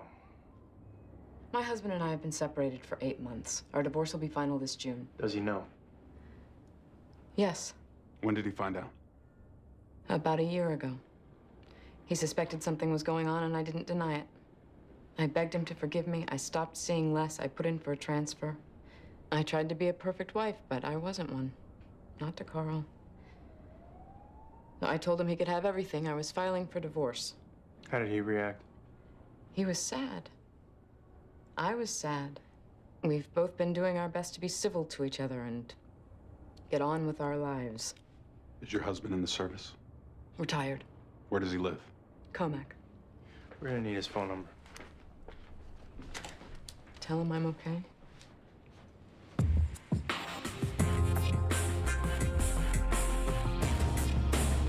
You the manager? Want to have a table until 10:30. We don't want a table. What's the problem? You recognize him? Nope. We got a report you got into a fight with him last Tuesday. Who said that? Someone who saw you. Wouldn't be Carol Burnett's evil twin, would it? Who? Well, she's this lunatic who lives upstairs. You know, she's trying to get us kicked out of the building. Are you saying you didn't have a fight with him? I'm saying I don't remember. See, human flotsam come and go in this city. If they make problems for me, I make problems for them. I don't clutter my brain trying to remember faces. This guy might have died that night. Sorry to hear that. That would make you the last person to be seen with him. What are you suggesting, that I killed him? What possible reason would I have for doing that? You should know that this is a homicide investigation. That means we're gonna talk to your whole staff and everyone up and down the block. And if anyone says that you put your hands on him, you become suspect number 1. That means if there's anything you have to say, now would be the time to say it. The only thing I have to say is that I hope this is some long-lost Rockefeller cousin or Ron Perlman's uncle, because I hate to think, with everything going on in the city, not to mention Homeland Security, you guys are spending this much time trying to figure out who did what to some bum. We need a staff list with contact numbers. No response. Duly noted.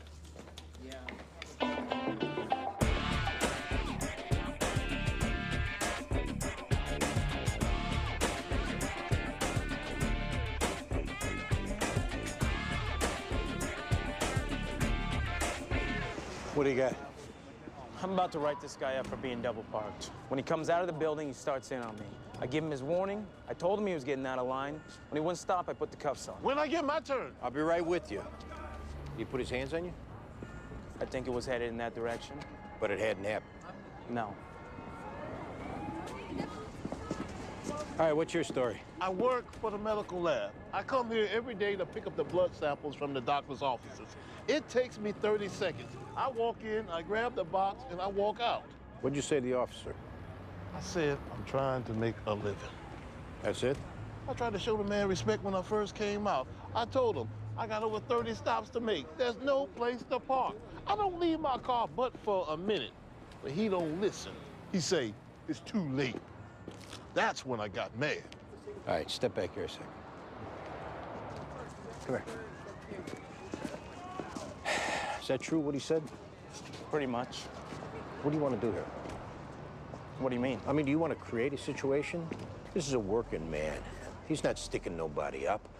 You're going to cost him 2 days' wages with that ticket, and then when he gets mad, you're going to collar him? What should I have done? You see him go inside the building, you wait. If he's in there for a while, then you write him up. If he comes right back out again, you talk to him. What do I say? Tell him you're trying to keep traffic moving. If he's a right guy, you be a right guy. And about how long do I wait while he's in the building? 5 minutes. Yeah, sorry. It's the kind of thing you get a feel for after a while. What do I do now? Give me a summons.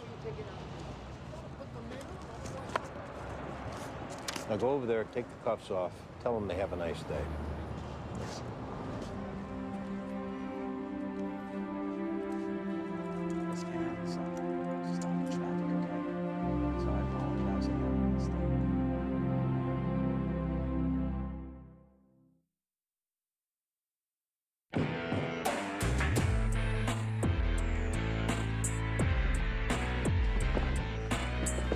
So I understand you're retired from the military? Yeah, Army.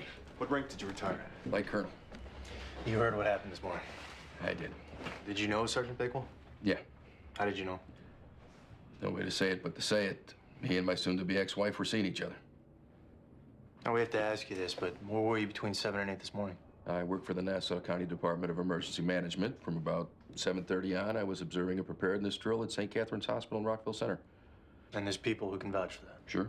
It's just for the report. I understand. How's Angela doing? She's doing okay. I'm awful sorry this has happened. When was the last time you saw Sergeant Bakewell? I ran into him at Angela's when I was dropping some things off. That would have been about a month ago. How was that? We conducted ourselves like gentlemen. How are you and your wife handling the divorce? And we've had our moments. Probably both said some things we've regretted, but once you come to the conclusion that the marriage is really over, you make your peace with it. You're gonna need the names of those people from the hospital. I'm gonna have to call you from my office. I just met them today. Not a problem. You the hostess at Zazo? Mm-hmm. Were you working nights last week? I was. Do you recall any incidents? Like what? Like any altercations outside the restaurant? This is about our fearless manager? Was he in an altercation? Constantly. Are you gonna tell him I said that? No, not if you don't want us to. Do you recognize this guy? Yeah, I do. Is he one of the people that your fearless manager was in an altercation with? That's not where I recognize him from. I've seen him hanging around the kitchen. I think he was friends with Nestor. Who's that? He cleans up from midnight to 6. What can you tell us about him? Well, I know he's been in prison. And I know he doesn't like it when someone moves his mop or mop bucket or anything, because I've seen him go stark raving nuts the next day. Do you know what his relationship is with this guy? No idea. We appreciate your help. Anytime. Andy, you got a minute? Move it. Yeah, sure. The Army guy I'm working with likes his high school kid. Who do you like? I don't know. DOA was banging his partner, who was married to this ex-military guy she was in the process of divorcing. You talked to him? Yeah. He said all the right things. The only thing that was bothering me was they'd been separated 9 months. He's still wearing his wedding ring.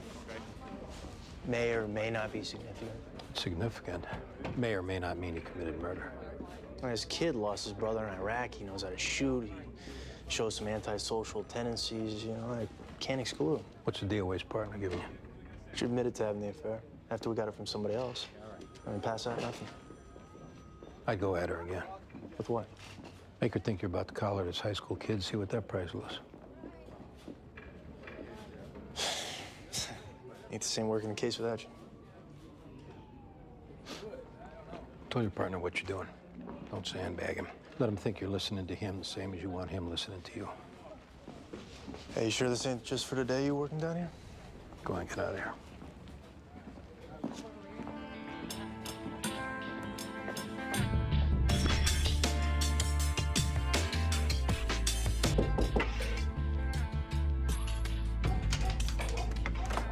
Nestor Duarte.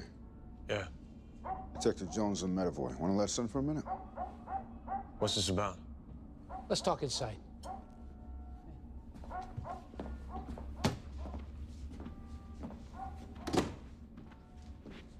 You know this guy? No. How much time you got left on your parole, Nestor? 5 years, 9 months. Well, think what a lion is going to give us grounds to violate you, and then look again. Yeah, I know him. He's a homeless guy. Seen him around the restaurant. How well do you know him? Just seen him around. You've had no contact with him at all? No. Why we're here, Nestor? What do you mean? We're here because somebody told us they saw you talking to him, hanging around with him. Now, we know you're lying to us about that. What we gotta wonder is what else you're gonna lie to us about? I knew this was coming. Just tell us the truth. Came back around the kitchen about a month ago, asked if he could work for food. I heard the accent, I asked him if he was Basque. Is that where you were? Right. So I said I'd give him something to eat. He said he had to work for it, so I told him he could sweep the alley. He started coming every night. He'd sweep, and then we'd eat. And I'd listen to him talk about Ortega. What's Ortega? Where he was from, you know, where my grandfather was from. I even managed to say a few words to him, a scar. That's a Basque language. How'd he wind up in the dumpster, Nestor? Last Tuesday, he came in and he said he didn't feel so good. So I told him that he could go lie down and cop would keep in the back. When I went in to check on him, he was dead. You moved him? They would have fired me in a second if they found out what I was doing with him. So I said a prayer over him, and I slung his body over my shoulder, and I carried it out to the dumpster, and just threw him in. You gonna violate me? Let's go down to the precinct and figure it out.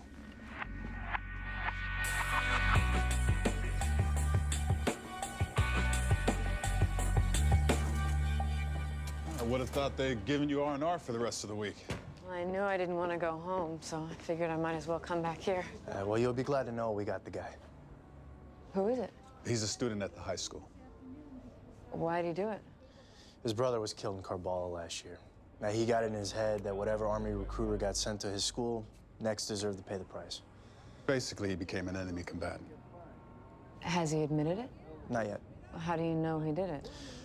Right now, it's mostly circumstantial. He had made threats against recruiters who'd come to the school in the past. He had access to a high-powered rifle, which we're doing ballistics comparisons on. Yeah, he'd been in Morocco, and we're getting some interesting website traffic from his internet records. That doesn't prove he did it, though. It gives us enough for the DA to go to the grand jury. Which, at this point, is all our bosses are looking for. Does that mean his name will be in the papers? Yeah, it's his old man I feel bad for. You know, one son's killed, the other son's a murderer.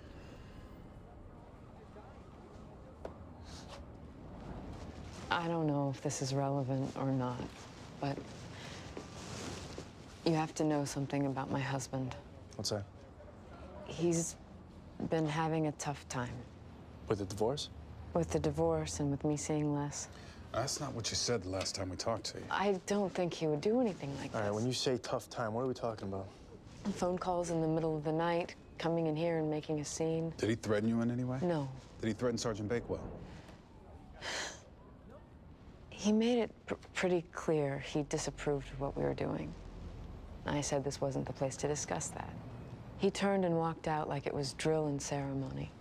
His face was red, his eyes were straight ahead. Does your husband have a gun? He has a rifle, sir.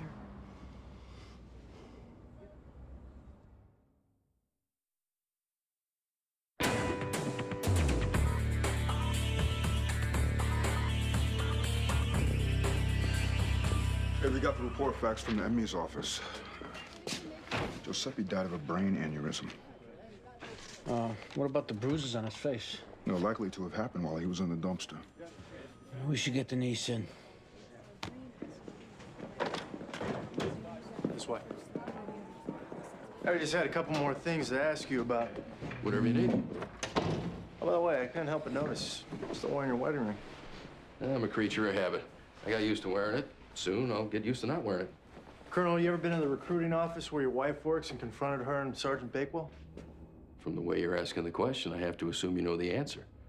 I did go there. I had what I thought was a frank discussion with the both of them about what they were doing, and I left. Now, you've also kept up a steady barrage of phone calls and emails to your wife. I still have feelings for the woman, Detective. Why was that rifle in the trunk of your car, Colonel? You went in my car? We had a search warrant to go in your car. How did you get a search warrant? Your wife said that you had a rifle and that you had behaved in a manner that allowed us to get one. Well, I guess it's fair to say that loyalty's not her most prominent character trait. Must have hurt to realize that. It hurt like hell. I sucked it up and moved on. Next question. What are you gonna do when ballistics comes back that it was your rifle used to kill Sergeant Bakewell? I'm gonna suggest you get yourself another ballistics lab because there's no way in hell that it's true. No, I went through your 201 file, Colonel. You did 3 tours of duty as a commander of a combat arms unit. I spoke to someone who served in that unit.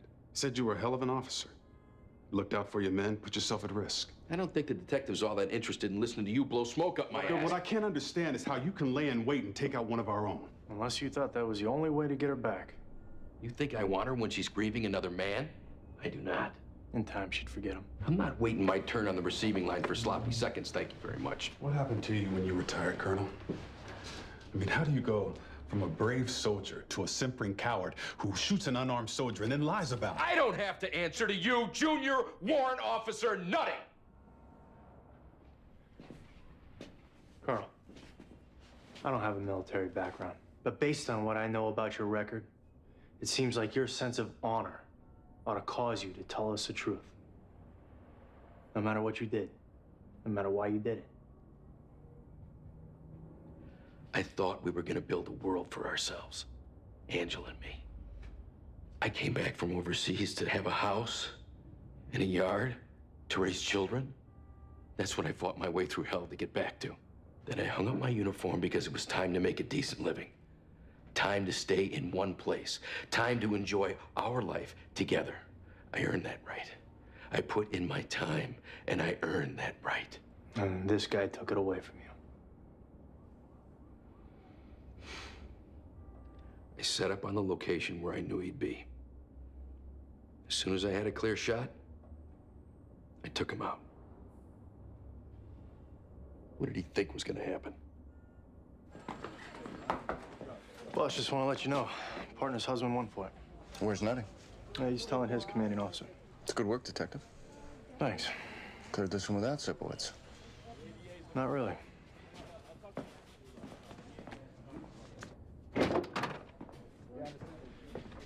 Just want to let you know someone else confessed.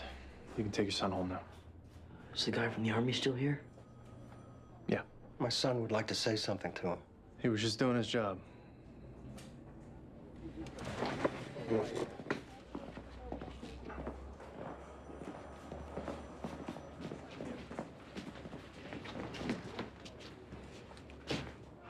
Are you gonna talk to the family of the guy that got killed? Yeah, I'll probably put a call into him. You tell him for me that I'm sorry? Especially if he has a younger brother? Yeah, I'll let him know.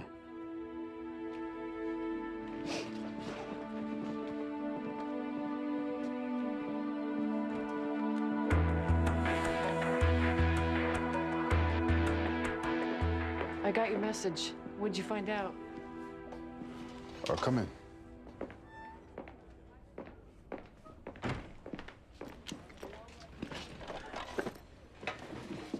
Your uncle died of a brain aneurysm. What is that? I think it's when something happens to one of your arteries. From what I understand, it's very quick, not at all painful. So nobody killed him? No. I guess that's better than right. I'd say so. You should also know that he made a friend during the last month or so of his life. Who was that? A guy who works in a restaurant kitchen. Your uncle would sweep and he'd give him food. Another Basque. Oh, yeah? Yeah. He even spoke a little Euskara to him. Oh, he must have been in heaven. Yeah, well, it was something anyway. Yeah. Thank you. Sure.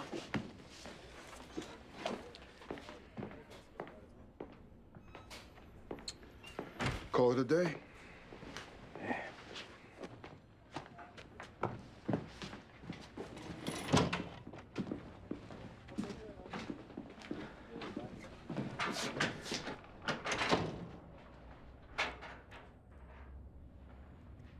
Baldwin, Yeah. I think I'm gonna put in my papers. Are you serious? I think it's time. Not because of bail. No, though he did get me thinking. Now, truth is, I've been up nights over this. I don't think I'm ever gonna love a job as much as being a detective. But I got an opportunity opening up. I think I could have a life with Bridget. I think she wants to be with me. And I'm never gonna have another chance like that.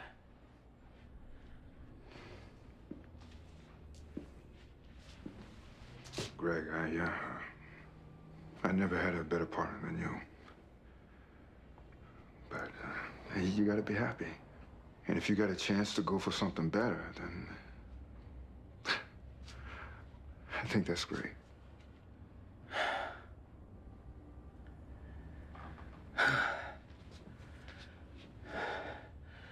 I should tell the boss.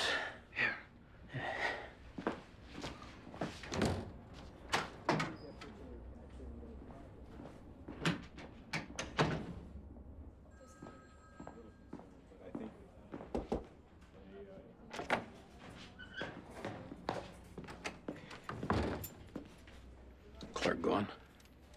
Yeah, he had to go over to central booking. You know what happened with his case? The husband of the DOA's partner went for it. That's the one John was liking. He's got some good instincts, that boy. How come you're here so late? We were in court all day. Had to get caught up on our paperwork. We miss you, Andy.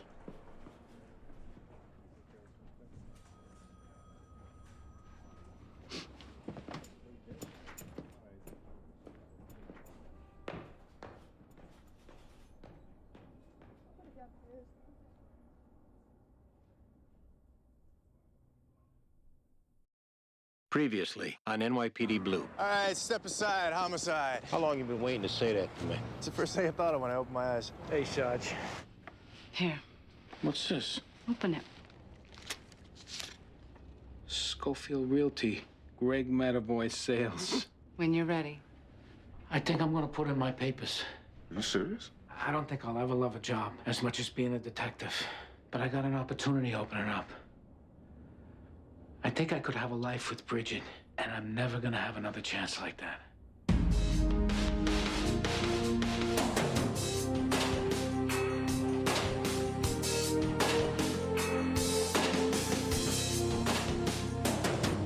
Two of mine, Donatelli and Perez. Chasing a suspicious male, throws a shot, gets Donatelli in the leg. He get away? Back of the building opens up onto Attorney Street. Chances are he came out there. You all right for us to talk to him? Yeah, go ahead. Hey, how you doing? All right. Did you get a look at him? Male black, 18 to 20. He had some kind of gray hooded sweatshirt underneath an army jacket. A knit hat. Height, weight. On the short side, probably 5'5", 5'6". Thin build. What happened before you took off after him? We see him walking down the street. At first, I thought I recognized him from having locked him up. It looks like there's a bulge on his hip. I called to him, told him to come over. He takes off. Into there. Right there. First, I didn't see him, and then he jumps out from around the corner, threw a shot, and took off. Did you guys get any shots off? No. Look, guys, we gotta get going. I'd like to ride with him in the ambulance, unless you need me to stay. That's all right. We'll find you down at the hospital. Hey! Hey! What are you doing, huh? You see you're blocking an ambulance here? Get this car the hell out of here. Sergeant Sipowicz.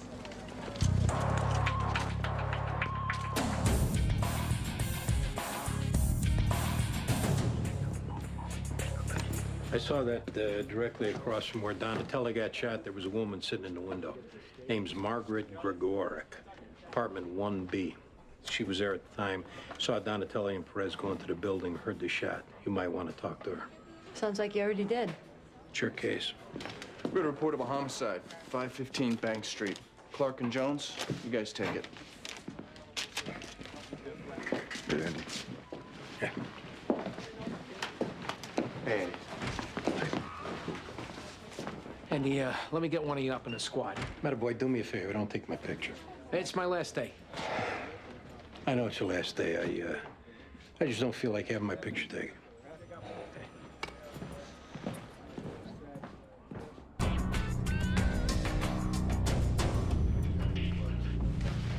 who is she?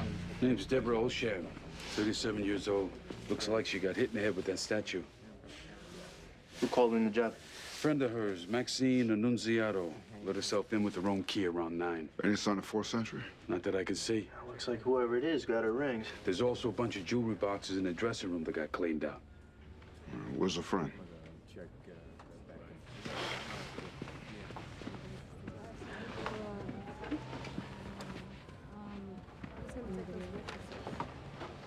Maxine? Uh-huh. I'm Detective Clark. This is Detective Jones. You found her? She was getting ready to redo her kitchen. We were supposed to go to ABC Carpet to pick out some tile. How'd you get in? I had a key from when I house sat for them. Who's them? Debbie and her husband, What's her husband's name? Barry Olshan. How did you know Debbie? We went to Midwood High School together.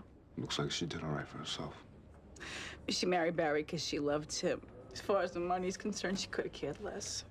Well, what does he do for a living? He's in the jewelry business. They have a good marriage? Beautiful. She was a beautiful person. You know, she was like a saint. She was always like, you know, what can I do? What's wrong? Can I help you? Strangers she'd help. Her friends, her family, forget about it. Is there anyone that you know of who might have had access to the place? Oh, please. If someone rang the doorbell, she'd let him in. You gonna take a picture of her? Yeah, She'd hate that. I'm sure she would. What did they do this for? A diamond ring, a few gold chains.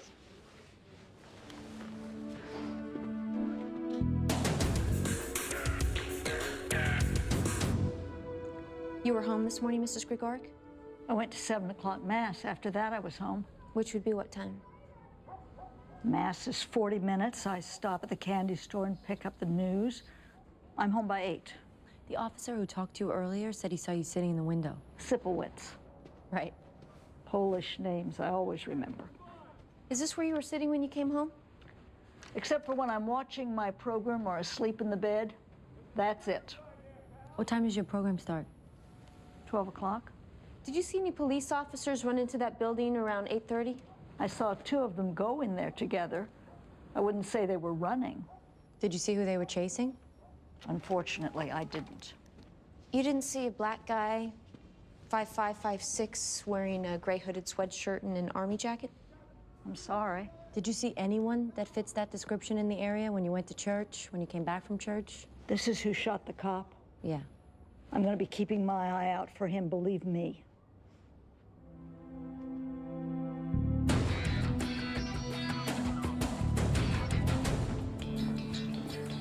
This is Mr. Olshan and his attorney.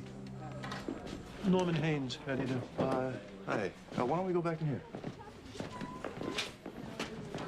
I understand you need to get started with your investigation, but given that Mr. Olshan just lost his wife, if we can keep this as brief as possible, that would be very much appreciated. We'll do our best. Mr. Olshan, when did you see your wife last? I left for chakras this morning around 5:30. I'm sorry, what is chakras? Morning prayers. Where do you do that? The shul's on Ludlow Street. And where do you go from the shul? To the store. And which is where? Canal Amat. What does your wife usually do in the morning? 7 o'clock, she goes to the gym. Comes home. Showers, dresses. Then she comes into the store. I'm talking about her like she's still here. Mr. Olshan, were there any of your employees who might have been given access to your home? What kind of access? Keys, the alarm code? No. Why would I do that? From my understanding, this was a robbery, is that right? Well, it appears some things may have been taken, but at this point, we don't know if the motive was robbery. Sir, we're gonna need a list of the people that you have working for you. Guys, I'm not trying to tell you how to do your job, but an expensive townhouse is a target for anyone looking to do a robbery. Why are we focusing on this being an inside job? There was no sign of forced entry, so that means that someone either came to the door, your wife let them in, or they knew how to get in. There's no one working for me you have to worry about. Well, you may be right, but we still need to talk with them. Is there anyone that you come into contact with who might be dealing in stolen merchandise? Why are you asking him that? Because we'd want to talk to that person. Well, at this point, I'm going to have to terminate the interview. Counsel, we're just getting started. By the nature of your questioning, you've made my client a suspect. Now, showing up with a lawyer, he's made himself into a suspect. Where's it written you can't have a lawyer? Most people, if they're finding out their spouse has been murdered, don't call a lawyer. You're telling me I'm not grieving because he's here? You don't have to respond to them, Barry. We're just telling you it raises questions. I don't care what it raises. I don't care what you think of me. I know how I felt about my wife. God knows how I felt about my wife. And that's it. That's all that matters. I think we're done.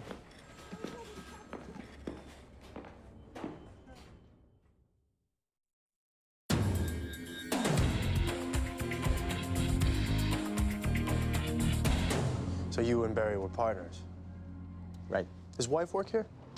Yeah. They have a good marriage? Who am I to say it was a good marriage? As far as you could tell. They acted like a married couple. More than that, I don't know. Are you aware of any of the people working here having criminal records? Mister, this is a legitimate business. Well, nobody's saying it isn't. These people handle hundreds of thousands worth of jewelry. They're honest people. Also, I watch them like a hawk. These are the people working for us. Thank you. How well did you know Debbie Olshan, Mrs. Zell? I knew her.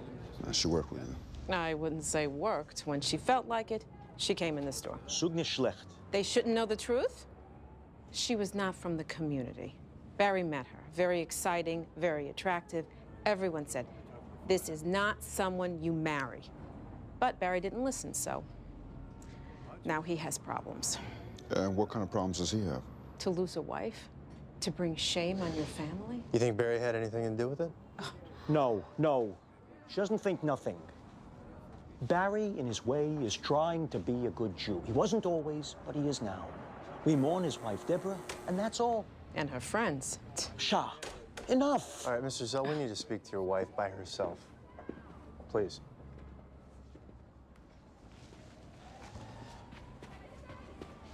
Vergiss nicht, wer du bist. Who were her friends? She had a friend, Maxine. It's an Italian last name. Dresses like a streetwalker, smokes. She comes in to see Deborah, acts flirtatious with the men. And I'm talking now about Deborah's husband and about my husband. When's the last time she was here? Last week. She and Deborah had words. I don't know what it was about. All I remember is Barry going over and saying, the answer is no. Like that, strong. And were there problems between Barry and his wife? Naturally, there were problems. Barry was trying to get back in touch with what it meant to be a Jew, and Deborah was trying to be for him a good Jewish wife. And with all that, this is who she's friends with. Decent people go with decent people.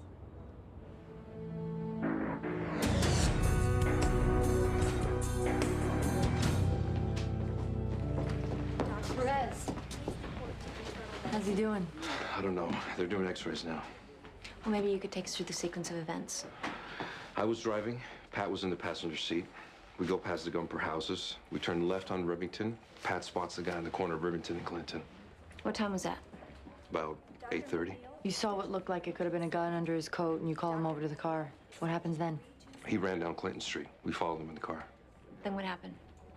About a third of the way down the block, he ran into this building that was under construction. Pat went in after him. What'd you do? I pulled the car over to the curb, secured it, went in after him. As soon as I got inside, I heard the shot. When I got to Pat, he was on the ground. I stayed with him. So you didn't go in together? No. Any more details on the description come to mind? The hat he was wearing, I think it has some kind of logo on it. We'd like you to come over to the station house, take a look at some notebooks. Sure. Any word on whether they found the gun? Not yet.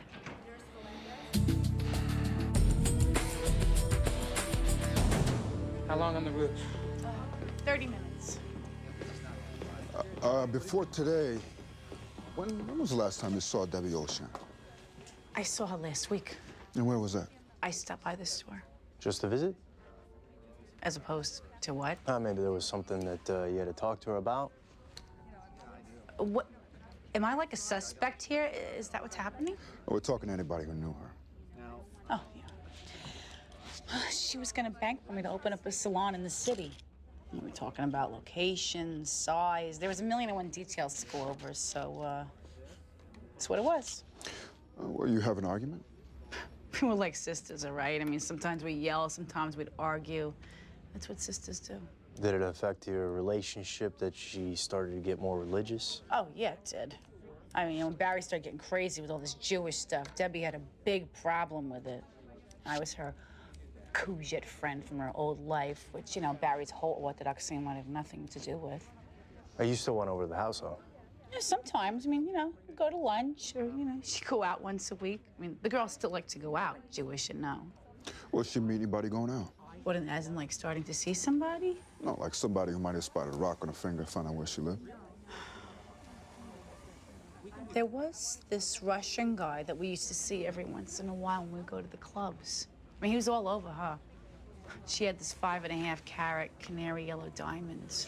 It was gorgeous. And I remember him making a really big deal over it. Is there any reason to believe he does robberies? I don't know, I didn't think of this before, but he used to tell us if we ever needed Gucci or Prada or Louis Vuitton that he could get it for us. What's his name?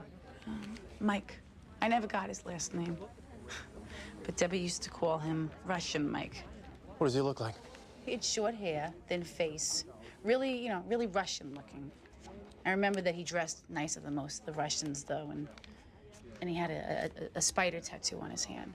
Any idea where we can find him? There's a restaurant on Brighton Beach Avenue called Olga's. I think he said he hung out there. Nucci only wants you, sweetheart. Sorry. Can I go finish up? Sure.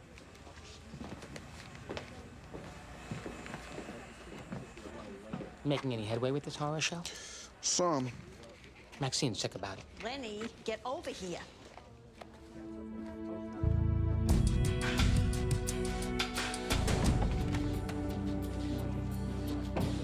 Hey, Jones, I'll meet you up there. What's doing? Husband of the DOA showed up with his lawyer. Yeah, it might be that there's some Russian involvement. Jewelry outfits work good for laundering money. Yeah, that's true. So that's a good arrangement, you and Jones. I think. Obviously, I just as soon be back working with you. Don't be telling me that no more, okay? Okay.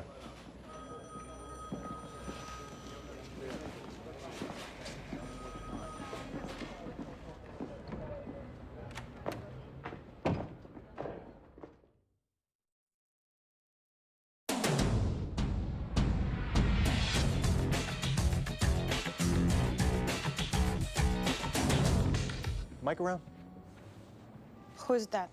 Mike? I don't know Mike. Where's your boss? He's not here. Mike has short hair. He's got a spider tattoo on his hand. I don't know Mike. What's your name? Paulina. You tell us where he is now, Paulina. Nobody will know you told us. On the other hand, if we find out that you're lying to us, we'll come back when the place is full. That way everyone will know. Why you think I'm lying? He said if.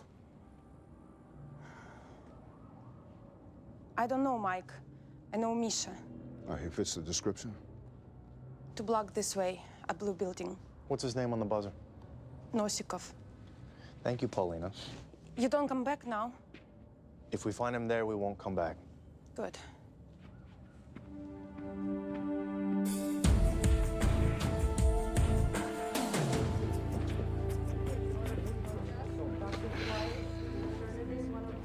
How's the leg? They gave me something for the pain. It's all right. It's my wife, Teresa. I'm Detective Ortiz. This is Detective Murphy. Nice to meet you. We need to go over the sequence of events with you. You want me to wait outside? No, it don't matter.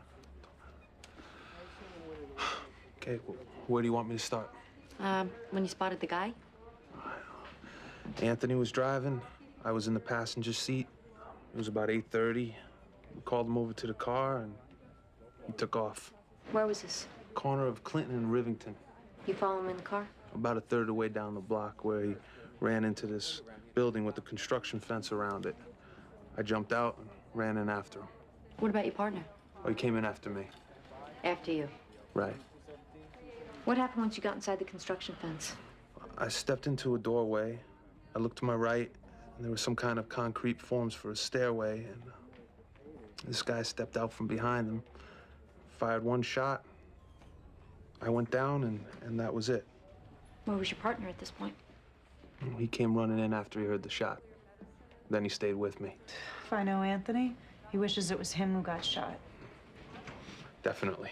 Anything else occur to you by way of description? I say he had a knit hat on. Yeah, you did. I think it had some kind of logo on it. We've managed to locate a witness who saw the two of you go into the building. Oh, yeah? Yeah, there's some discrepancies between her account and your account. Like what? She said you and your partner went in together. You say you went in separately. Maybe she figures him coming in right after me is like going in together. I don't know. She said neither one of you were running. She's wrong. And she didn't see that you were chasing anyone. So she didn't see. So what does that mean? I mean, maybe she got distracted. Maybe she's nearsighted. Pat, don't get excited. No, I mean, they're acting like there's some kind of major contradiction here. It's also sounding a little bit like you and your partner might have rehearsed some of your answers. Are you trying to piss me off? I think I'm gonna wait outside. We're just trying to find out what happened. I told you what happened. I got shot. We need to know the circumstances. The circumstances are exactly what I told you they were. Exactly what Perez told you they were. Now, I don't feel like being cross-examined while lying in a hospital bed. So if you want to play Sherlock Holmes, you're gonna have to wait till I'm out of here. And I got a delegate sitting next to me. Maybe we'll talk to you again when you're feeling a little better.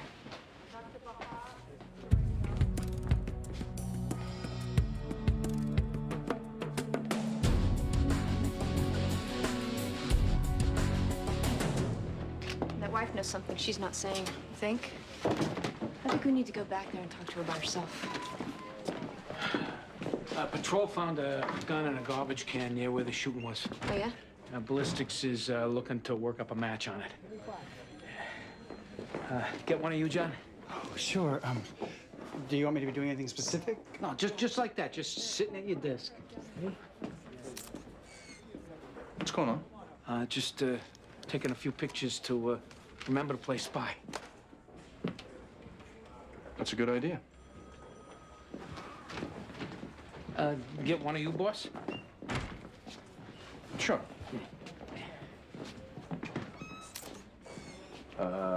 Boss. Got a possible suspect, a Russian in Brighton Beach. Knew the DOA. Sounds like he might be doing robberies on a regular basis. You want to hit the house? Do we have to bring an emergency service? With a guy like this, that's the procedure. All right, any chance that, I don't know, you could come along so that we don't have to? Why, what's the problem? There's always some jughead sergeant who want to see the paperwork or seal off the block. Man, everything with these guys is D-Day. I'll meet you downstairs. You want to come with us, Greg? Where you going? To the house. Yeah, sure.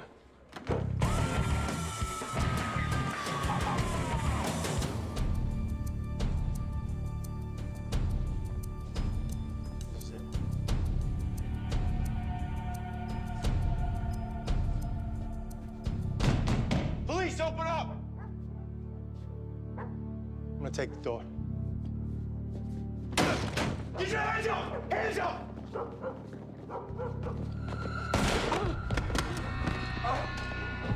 I'm hit! I'm hit! Who shot you? I don't know. Where'd you shoot her? Down there. Down there. Down there. Which one? Which one? Check the back stairs. You got a 10-13. Officer down. 6-1 precinct. You'll be all right. Keep your hands on it. Keep your hands on it. Put a rush on an ambulance. Have additional units Boss, respond. look at me. Stay with me. Come on. You'll be okay.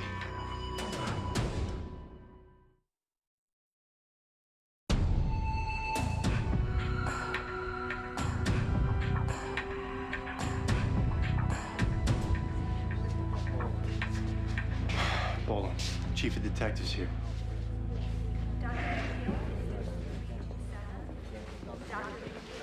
What happened? We banged it in the joint for the one guy.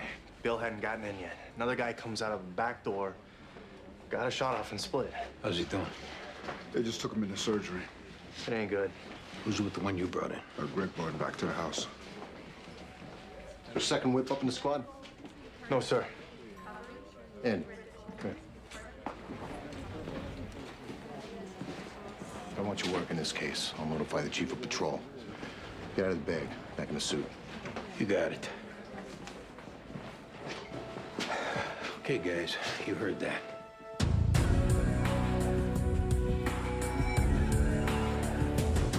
How is he? He was still in surgery when we left. Where's your lawyer? I wanted to talk to you without him. I talked to my rabbi. He said there are things I need to tell you. Like what? The reason I came here this morning with my lawyer was, I was afraid you'd want to look into my business. What are you afraid we find? That I move money around. You laundered money? Yeah. Who are the people you did it for? Look, I didn't come here to cast blame. I did this. This was my transgression. I don't think it had anything to do with what happened to Deborah. We need the names of the people you did it for. This was a robbery. I don't think they get involved with robberies. We can't assume that. If they didn't, I've gotten them into trouble for something I'm just as responsible for as they Barry, are. listen to me. A police lieutenant was shot and critically wounded in the course of investigating your wife's murder. That means you don't get to pick and choose what you tell us and what you don't, okay? Everything comes out now. He could die. We need names, Mr. Olshan. There's a guy named Lenny Russo who brokered it. He's the only name I know. How'd you meet him? He works with Maxine. She doesn't live the most upstanding life in the world, but it was important that Deborah maintain that relationship. Anyway, one day she brings over Lenny. When's the last time you talked to him? A couple of weeks ago. He wanted to open a salon in the city, which suddenly became my responsibility. There was a lease that had to be signed. He had given notice. I told him I didn't want to be involved with him anymore. Has he ever been to your house? No. I kept all that away from my house. Then when I decided to live a more upright life, to stop doing these illegal things, I thought I got away with it. Now God takes my wife away from me.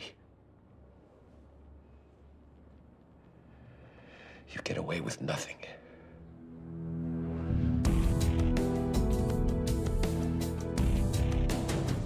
Teresa, can you think of any reason why your husband would lie about the shooting?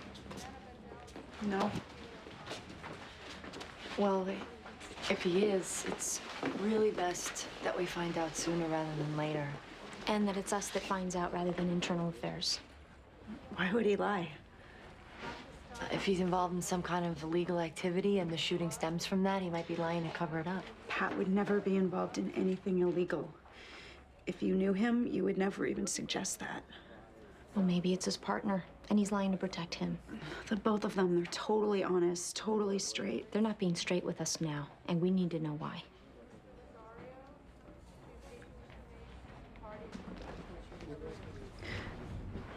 Pat has cancer. How long has he had it?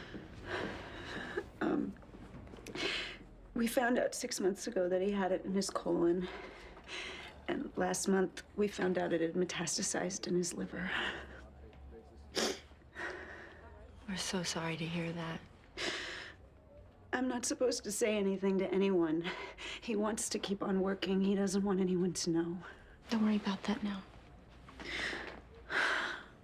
I don't know that it has anything to do with this, but I think maybe it does. I should probably go back in and be with him. Go ahead.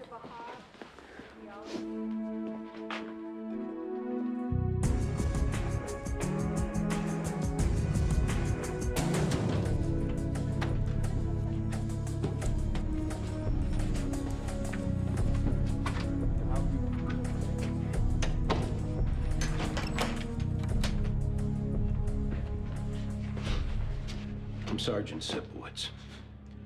The individual who was present in your apartment, who shot the police officer, I need his name. Well, I tell you what I tell other guy. I don't know name. Your name's Misha? Right. The thing you have to know, Misha, I don't care how long this takes. I don't care what I have to do to you, but you will tell me his name. What I don't know, I don't know. Before we leave this room, you will tell me his name. I've been in Soviet prison. I've been beat plenty before you come along. Who's the guy who ran? I don't know name.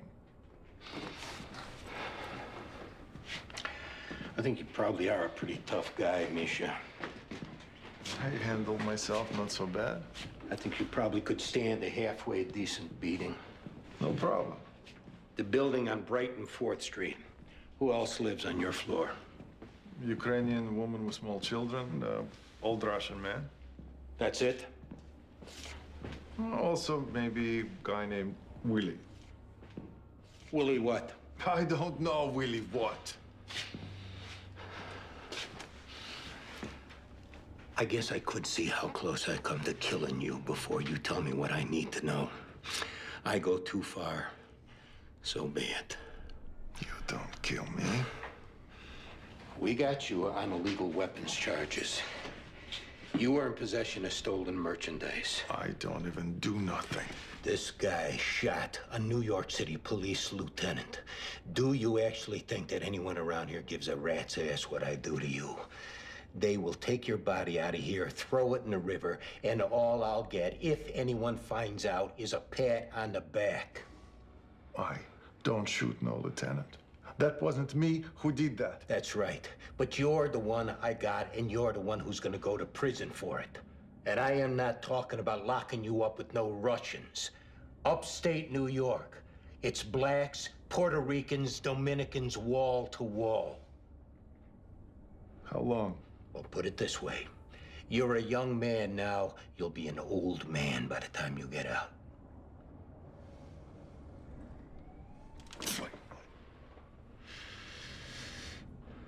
His name is Sergei Yesenin. Where do we find him? He have a sister in Rigo Park named Kasinov. He have girlfriend in Fort Lee. I don't know name. I only know building. Let's hope that information is good. He don't fear nothing, that guy. Not police, not nothing. Let us worry about that.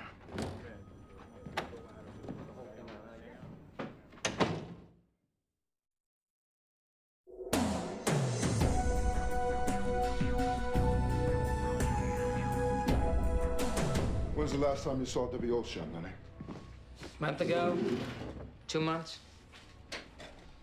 And where was that? I think she was out with Maxine and I saw them at a restaurant.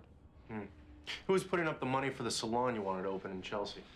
We were still in the process of looking for backers. Were you hoping for something from the Oceans? Friendship and business? I believe you keep separate. Yeah. And I believe you're getting pretty nervous right about now. Why? Do I have that Nixon thing going on around the upper lip? Maybe I should go powder. You tried to hold Barry up, we noticed. Excuse me.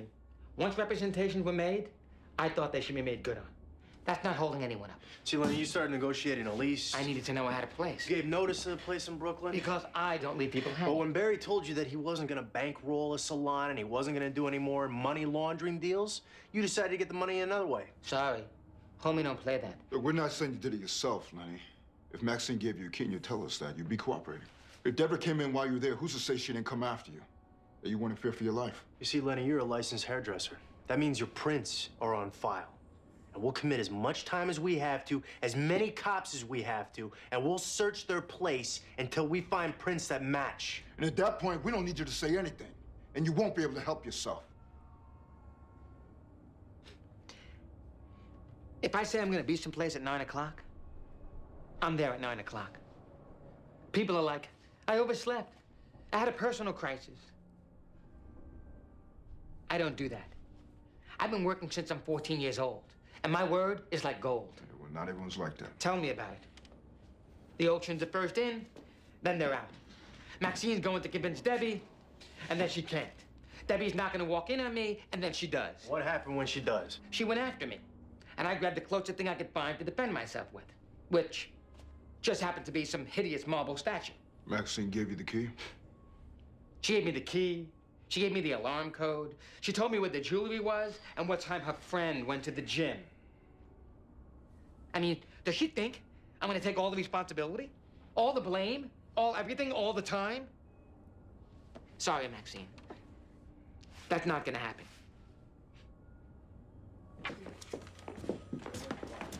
Anything? A couple were close, but they weren't him. I think we have a problem here, Anthony. What's that? The story you guys were telling us doesn't check out. You found the gun. Which you could have easily put there for us to find. The witness we talked to said she saw you and Donatelli walk into the building together. She didn't see that you were chasing anybody. We also know from Donatelli's wife that he has cancer. What are you guys trying to do? Hurt him? Right now, we're just trying to find out what happened. Pat Donatelli's faced with dying of a disease, getting ordinary benefits and having his wife and kid get nothing after he's gone. Are you saying you falsified a report? Or retiring on 3/4 for a line of duty injury that gets paid in perpetuity. Officer. What would you do? What would you do if it was her? And what would you do if it was her?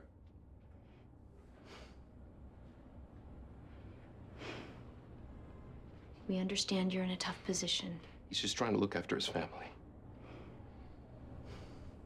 For right now, don't say anything to anybody. Let us see what we can do.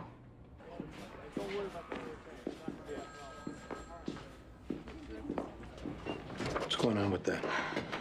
Donatelli has cancer. The gunshot wound was self-inflicted. So he'd get 3/4. How do you know? Perez admitted it. Does he realize he still gets 3/4 if it's an accidental shooting? I don't know. I don't know why he didn't just say that. Do we need to call internal affairs? I'll adjust the paperwork. It'll read accidental and we'll hope for the best. Even though the borough thinks he was shot by a perp? Hopefully when they find out he's sick, they'll leave it be.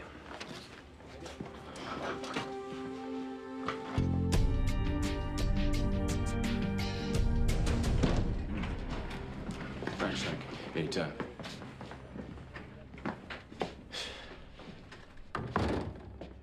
Well, Maxine, we got a couple problems. What? Well, the first is you sent us on a wild goose chase that resulted in a cop getting shot. What, am I clairvoyant? Am I supposed to know a cop's gonna get shot? Look, I told you about a Russian guy who I thought might have murdered my friend. Sorry. Well, then that brings up the second problem, which is Lenny just confessed. Lenny, as in Lenny Russo? Mm-hmm. He said he went there to burglarize a place. Debbie walked in, and he wound up killing her. I think I'm gonna be sick. He says you gave him the key and the alarm code. I did? I think Lenny's gone off the deep end is what I think happened. Look, Debbie and her husband reneged on putting up money for the salon. It's not hard to understand you thinking something was owed. You actually believe him that I had anything to do with this? Well, we're just trying to make sense of what happened here. Well, try a little harder. I mean, why would I get involved with robbing a girl that I grew up with? For what? 5.5 carat yellow diamond? No way, you got the wrong girl. Well, you do have a key. You do know the alarm code. Look, Lenny could have gotten in by ringing the doorbell. I mean, Debbie knew him. She would have let him in. Yeah, but then the body probably wouldn't have been found in the bedroom. And then there is the matter of the phone call. What phone call? The call that Lenny made to you after he killed Debbie? Now, before you say there's no call, keep in mind we're gonna dump the Ocean's phone, Lenny's phone, and your phone. And since what you did after you got the call was you went to the house, you let yourself in, and then you pretended to have discovered the body, it'd be hard to find a grand jury that wouldn't indict. Are you saying that I'm responsible for killing her? It's not up to us to say what you're responsible for. All we can do is tell you that it is in your best interest at this point to tell the truth. Me and Lenny have been working on Avenue J for 6.5 years. We weren't looking for a free ride. We're just looking to better ourselves. I mean, is there anything so wrong with that? Not at all. And there's Debbie, you know, same as me, except now, you know, she marries a rich husband. And she said she would help. Then Barry got religion, and the two of them start acting like they're having God over for coffee and cake. And then she can't do it no more. And meanwhile, he's laundering money for drug dealers, and she used to bang guys to get a ride to Atlantic City. Lenny's right about one thing, you know. She should never said anything if she wasn't gonna come through. You didn't know Lenny was gonna kill her. You figured by the time she came home, he'd be long gone. There was a pair of diamond earrings and a double-strand pearl necklace in her top drawer of her dressing table. It was worth $100,000. I mean, we would have been done. But instead, he decides to go see what else there is. You gave him the key. Yeah. Hey, how's the lieutenant? He's out of surgery in ICU. All they're saying is he's stable. He had his spleen removed, and there may be some kidney damage. No prognosis, though? Not yet. What do we know about the shooter? I got the Russian to give us his name and addresses. Queens Homicide hit the one in Rego Park, and the Jersey State Police hit the one in Fort Lee. The information he gave us was good. We just came up empty. Are we sitting on him?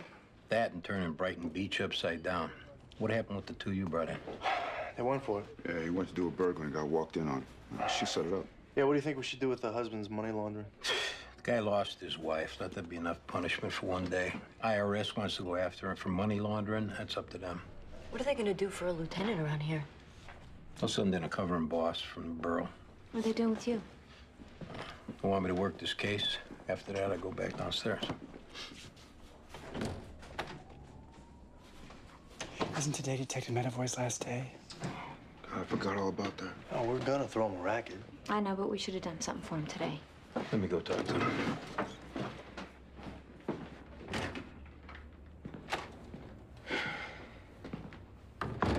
You know, with all that's been going on, we kind of lost sight of the fact that you're leaving us. Yeah. I have to say, I've been having second thoughts. Oh, yeah? There's no time to be leaving when one of our own was hit. I don't know if that should cause you to have second thoughts. I've been part of this squad for a long time, Andy. When we divided up the chores and went with finding out who did some awful thing, when we went out to run them to ground, I was part of that. Awful things happen every day, Greg. And every day they'll be dividing up the chores. After you're gone, after I'm gone. But you're not leaving.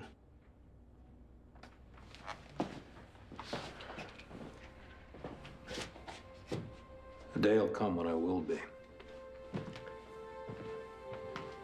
And just like you, I'll take some of this place with me. Just like you, I'll leave a part of myself behind. The important thing is that you got something that you're gonna be going to. Yeah. I do. It's probably right that you should go when you planned on. Hey, Andy. Can I take a picture now?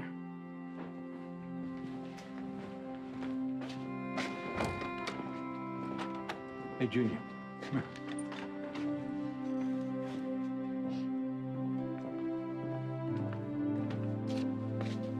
Let's take a picture of the two of us.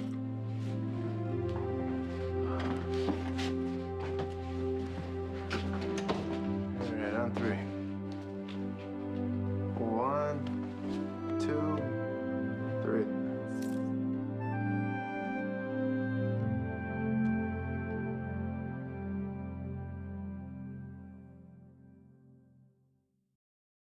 Previously on NYPD Blue. Gentlemen, it's official. I have been to the pension bureau, and I now have my pistol license and my retired ID. Get your hands up! Hands up! I'm hit.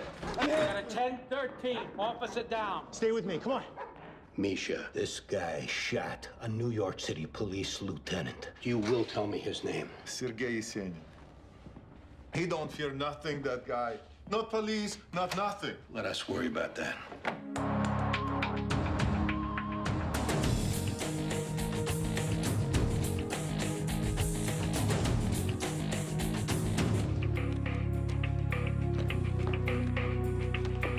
How you doing? I'm Lieutenant Henry. Chief of Detective's office sent me over here. I don't know if it's a permanent assignment or not, but they told me to get comfortable, so that's what I'm gonna do. I'm Andy Sipowicz. Andy, pleasure to meet you. Heard a lot about you. So, why not the rest of you introduce yourselves? John Clark. John? Partnered with Baldwin Jones. Right. Reed Ortiz. Hey. I'm partnered with Laura Murphy. Hello. Hi. And what's your name? I'm John Irvin. I'm the PAA. Ah.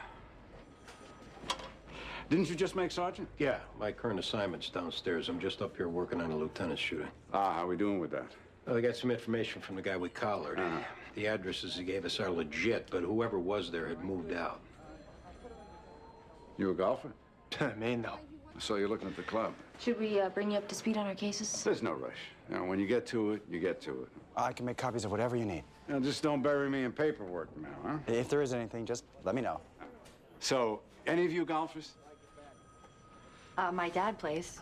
Greatest game in the world. Greatest game ever invented. Yeah, Lieutenant, I got some calls we gotta make here. Yeah, sure, go ahead. No one here plays, huh? No.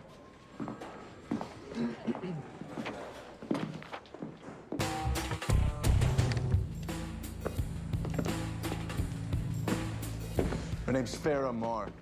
Looks like she was stabbed in the chest. You think? How'd the job come in?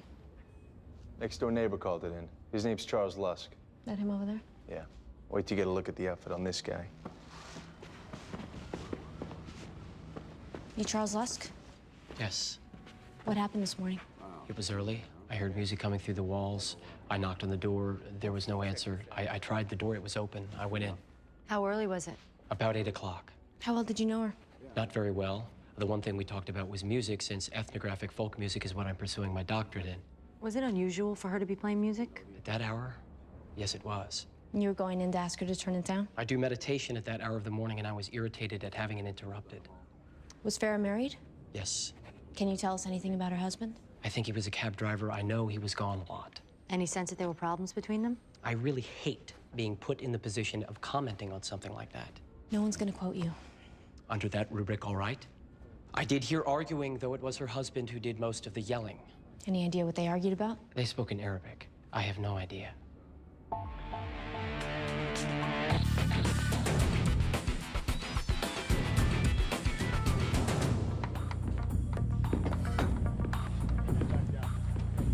I'm supposed to see the detectives. Do you know which one? Misha, we're going in there. You coming? Why don't you two talk to him? On the off chance, because it's a cop shooting, if anyone expects Arnold Palmer in there to know what's going on, I gotta at least try to bring him up to date.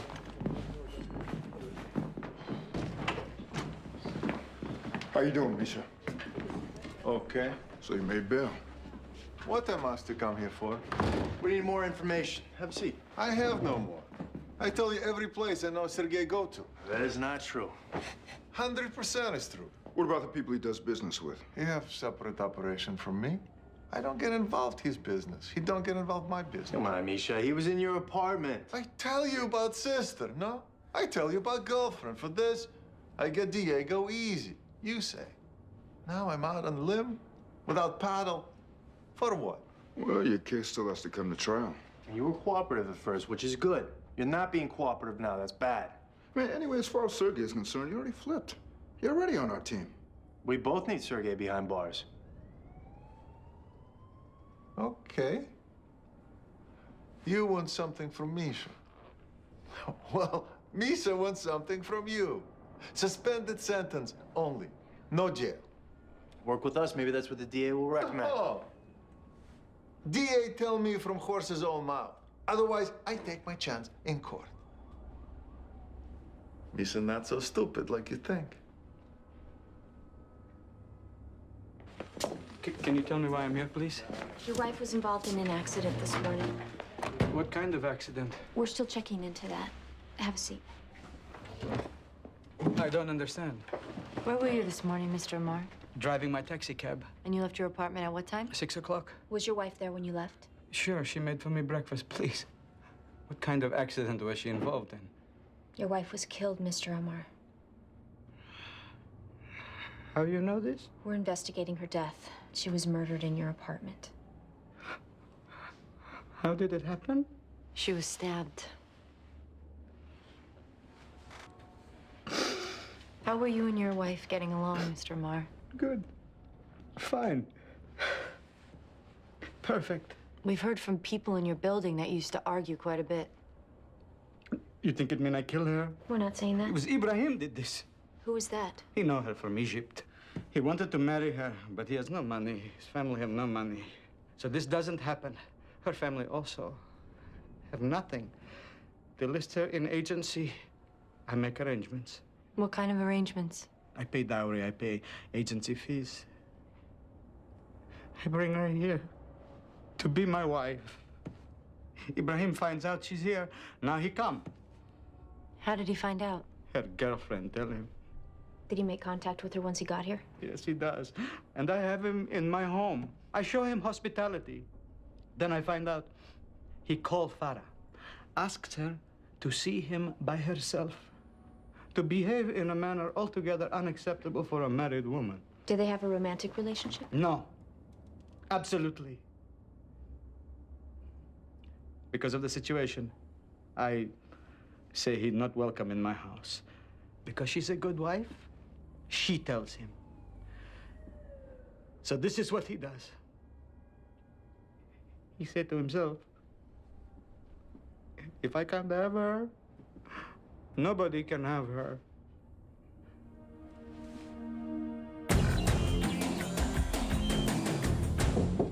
How you doing? All right. What are they saying? Took out the spleen.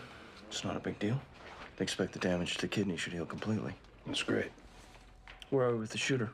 I'm hopeful we get something we can use out of this Russian we covered. Nothing's panned out so far? No, not so far. How's the new boss?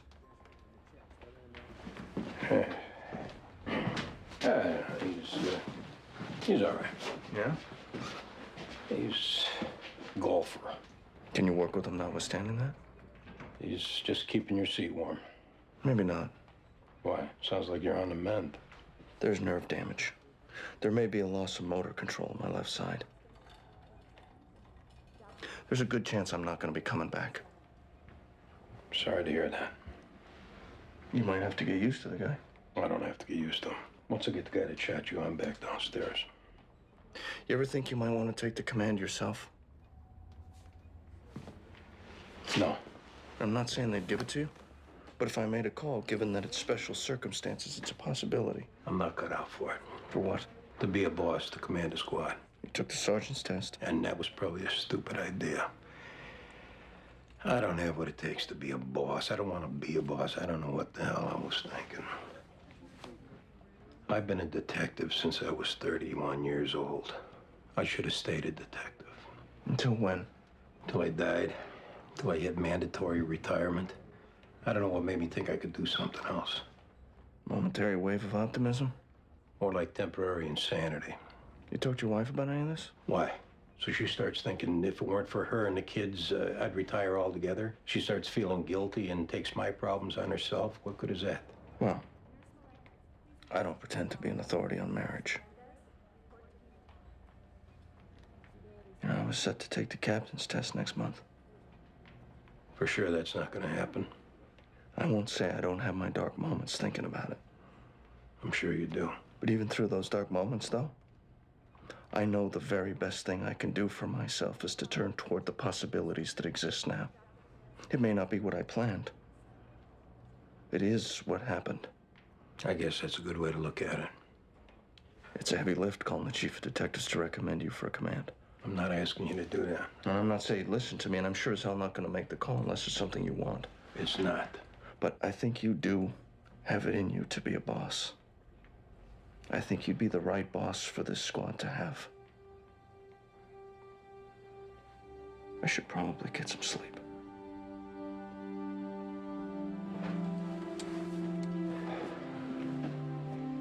Take care, Lieutenant.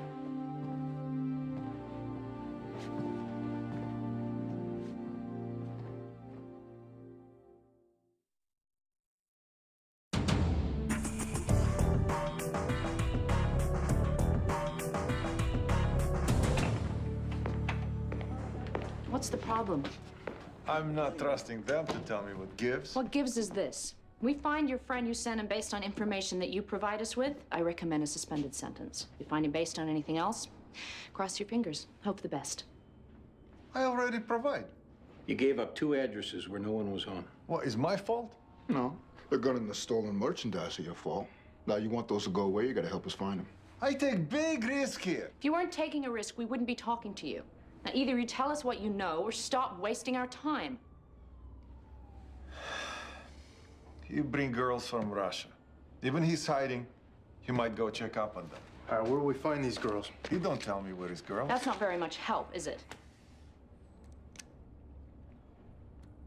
I know he has deal with Coventry Hotel where he sends girls. A deal with who at the Coventry? His name Maklin. I meet him before Sergei. I put them together. He's good now? We'll see.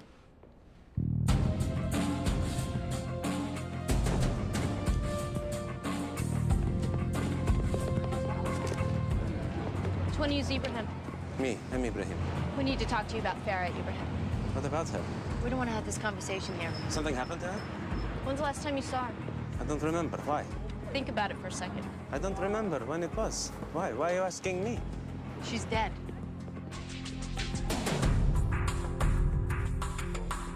How can you think I killed this woman? We don't think anything. We're talking to everyone who knew her. What time did you get to work this morning? 6:30. Is there anyone who can confirm that? It was the driver from the Times. And there was Sammy who works at the newsstand. Unless you think because he's Arab, he'd lie. We don't think anything like that. Did you try to persuade Farah not to get married? Yes. She went through with it, though. She honored her parents. She did what they told her to do. I was in no position to offer what Amar could, so I had to accept it, that this is the way it was going to be. You weren't happy about it, though. No, I was not happy about it. But I understand the difficulty of her position, so I tried to be a friend only. You picked up and came to the United States because you wanted to be friends with her. Come on, Ibrahim, that's not even vaguely credible. I came here to win her back. When I can't do that, I satisfy myself to be a friend only. Also to better myself in the way that others do. Is that what the phone calls and the visits were? Being a friend only? Yes. She needed a friend. For Amar, his most treasured possession was his taxi medallion. Farah was a distant second. That must have made it frustrating for you to live with the fact that she was his. Many things are frustrating. You learn to accept them as God's will and go about your business. Is that what you did? Yes. Think whether or not you want to be lying about accepting God's will, Ibrahim. Not to mention about your relationship with a murder victim. That's how people become suspects. They lie.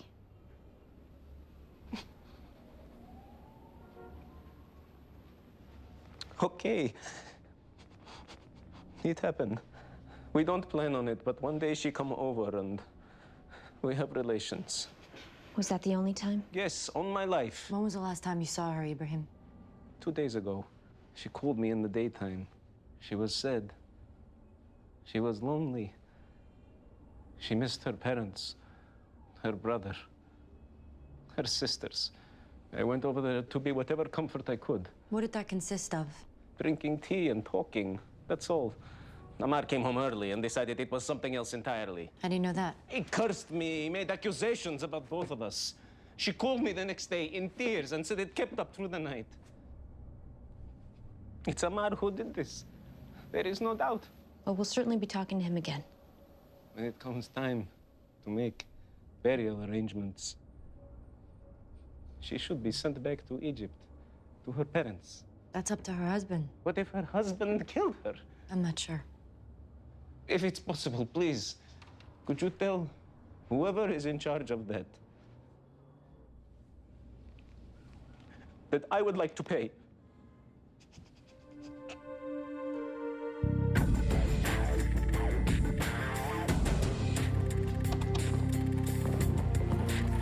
Mr. Macklin? What can I do for you, gentlemen? We're looking for Sergei Yesenin. Is he a guest? No, he's the pimp you work with. I don't know what you're talking about. How loud do you want this conversation to get? Could we talk over here?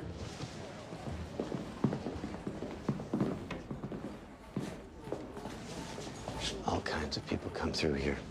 All kinds of people drop names. If you tell us you don't know this guy, we're gonna take you out of here in cuffs. What's going on here, guys? There's working girls going up to hotel rooms, something we're cracking down on now? It's illegal. We can crack down on it whenever we want. Okay, sorry. Nobody told me. I'm the guy guests ask when they want one, so I have the contacts. Now I won't do it anymore. The girls Sergei sends over, where does he keep them? That I wouldn't know. All right, turn around.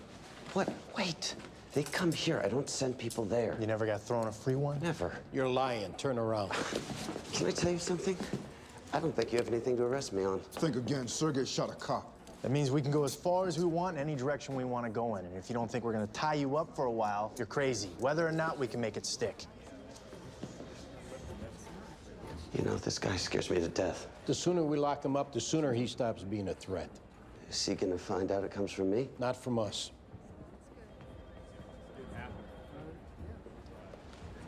There's an apartment building on York Avenue between 68th and 69th. It's got like a canopy. He keeps an apartment there. Larrabee's the name on the buzzer. All right. And don't go calling over there to warn them. What, are you crazy? I'm not looking to piss you guys off, believe me.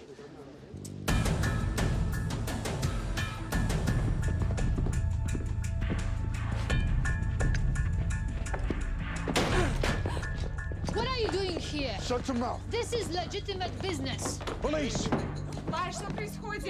Could I speak with you, please? What do you want? I have a special situation. I'm sure you do. Get him dressed, get him out of here. All clear. Come on. There's no one else here. We're clear. What's your name? Varenka. Varenka what? Bulgarian. Varenka, we're looking for Sergei. I don't know who that is. All right, come on, you're taking a ride. Varia, мне нужно в туалет. She has to go to the bathroom. All right, take her. No, she needs privacy. It's not possible. Officer, listen, my wife's just coming out of a serious depression. You think it would be possible maybe we could, spare her finding out about... Listen, don't worry about it. We're not gonna call your wife. Hey, After he gets dressed, take him downstairs. Okay? Thank you. Don't touch Thank you me. very much. Didn't you treat good? Come on, Natasha.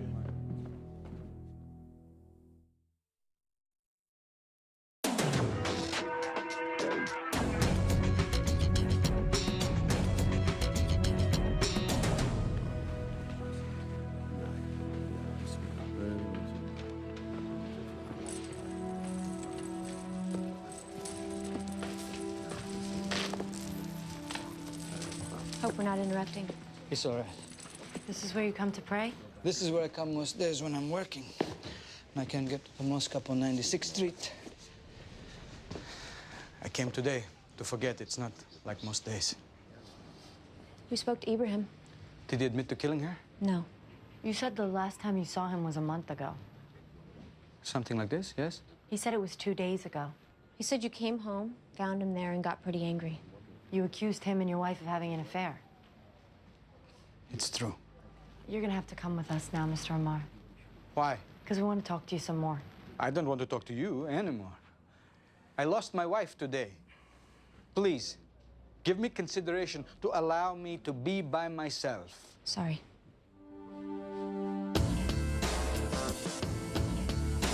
I come from Russia for modeling. Now I study for real estate license. But you're working for Sergey. I don't know who this is. Who do you work for? I don't work for anyone. You have an ad in the paper? No, I don't have ad. You stand around hotel bars, you stand on the street corner. I don't know what you're talking about. Where do the men come from who pay to have sex with you? I don't know. Someone tell them to call me, and they call. I don't know where they come from. Elena, with one phone call, I can have immigration here and you can find yourself getting sent back to Russia.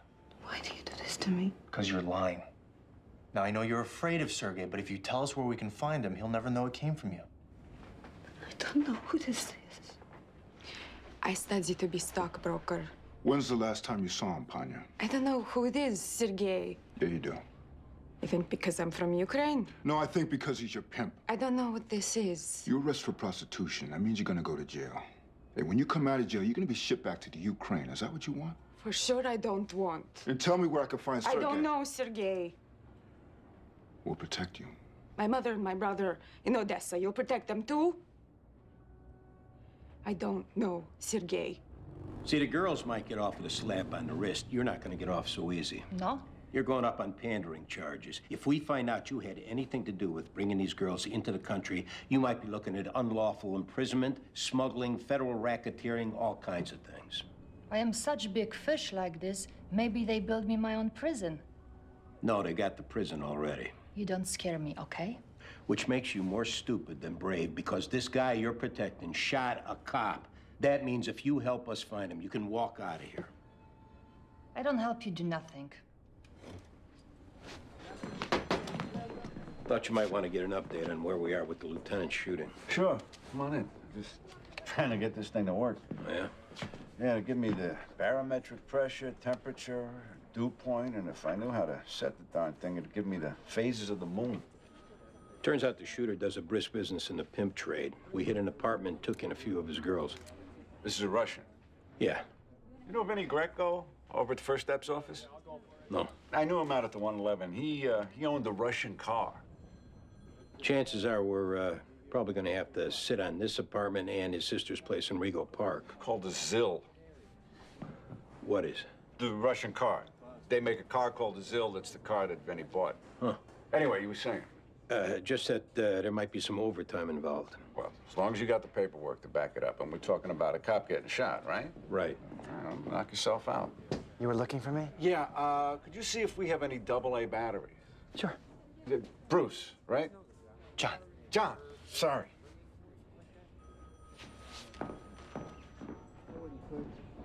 I'll keep you posted. Yeah, sounds good. What do you want me to do about the 61s? I have a feeling our new lieutenant doesn't want to be bothered with them. Just leave them with me.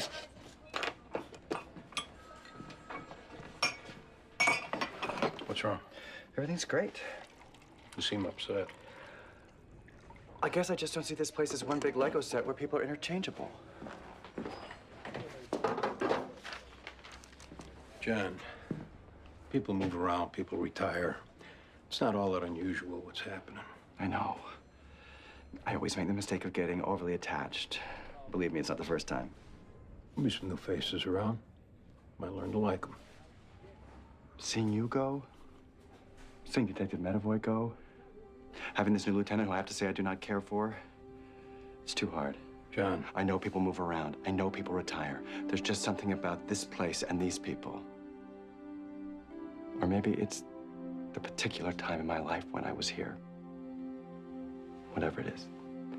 I don't want to sit at that desk out there if it's all going to be different. What are you going to do? Put in for a transfer. Cross my fingers, there's another precinct somewhere in the city where I'll be made to feel as much a part of things as I was here. I hope I don't get too weepy thinking about it.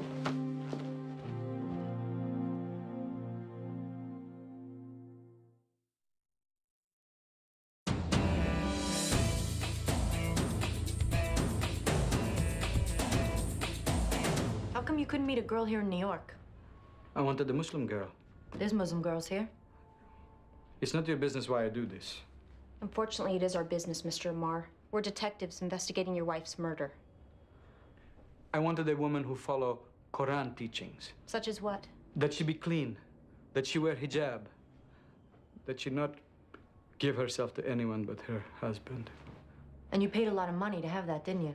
I don't think about the money. Well, the flag had to drop on that meter a whole lot of times for you to make enough money to bring her over here. Did you feel like you might have been gypped? Why would I feel this way? She wasn't who you thought you were getting. She wanted friends of her own. She missed her parents. Maybe she wanted to leave the apartment without the hijab. She never go out without her hijab. Maybe she didn't want children, Mr. Amar. Maybe she wouldn't have sex with you. Don't speak of these things. And maybe you found out that she'd given herself to another. You think all women are like you? Unable to resist temptation? Unable to remain clean even if the world around them is unclean? She was unclean herself, in your mind at least. She had given herself to another. And as bad as she might have felt about it, there was no undoing that. Maybe she didn't feel bad enough. Maybe she didn't feel bad at all. I don't say anything else to you. I don't talk to you anymore.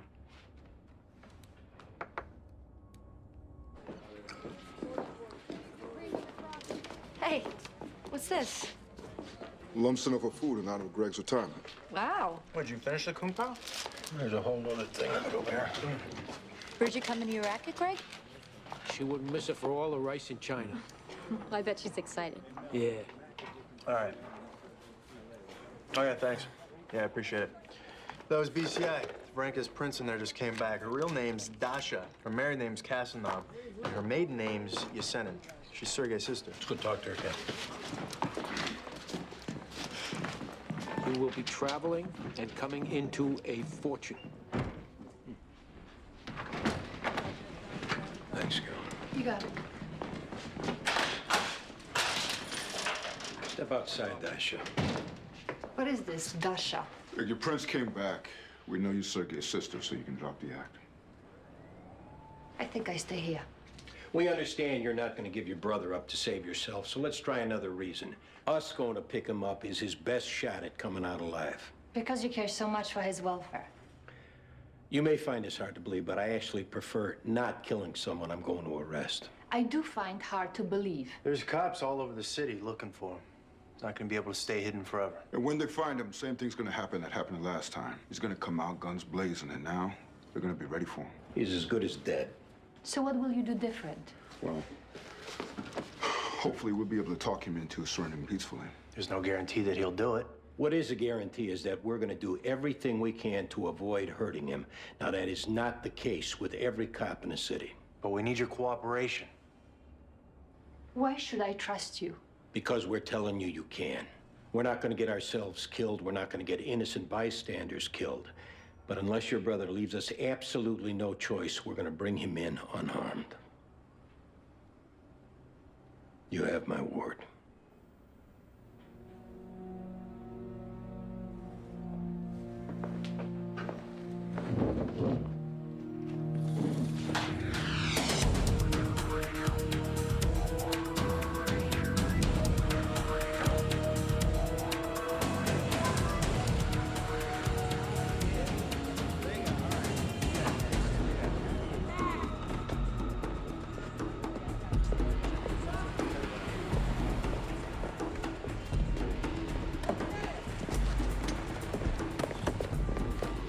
Sergei! He's coming! Hold it, hold it! Hold your fire! Watch it! Take it easy, Sergei, take it easy! Now, there's 5 cops out here. You're not gonna get away. Throw your gun out. Say you can kill me? Nobody's looking to kill you. Now, we talked to your sister. She called you because more than anything, she wants you to get out of this alive. Even if it's in prison, she wants to visit you, write to you, look forward to the day when you get out. I gave her my word that I would try to take you alive. Don't make her have to identify your body.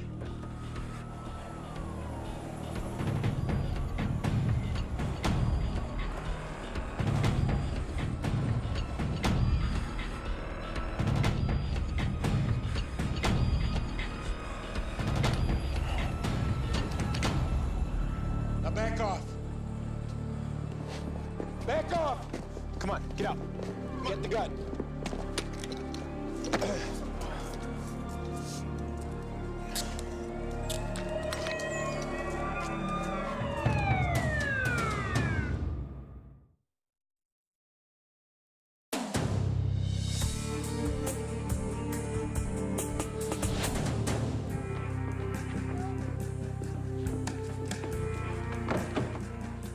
Hey, you want to hear the translation of the last entry Amar's wife made in her journal?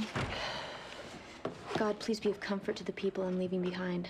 To my parents, to my sister and brothers, to my husband Adib. It is altogether unfitting that you shower love and affection on one such as myself, one incapable of appreciating it. People have tried to make a place for me, but there is no place. Here in this world, there is no place. God bless me and forgive me. What does the ME say about the wounds? Not inconsistent with being self-inflicted. I guess we need to talk to her husband. Yeah.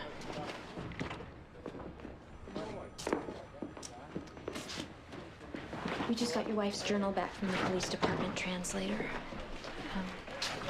You might want to read her last entry.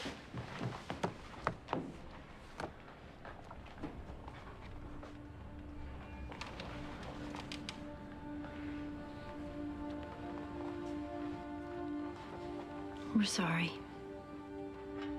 Charge me. You didn't kill her. Yes, I kill her. I bring her here. I don't provide for her a good life. I don't take away her sadness. I'm responsible. Do you want to call someone to come meet you here? Or we could take you home if you like. The Hadith is the word of the Prophet.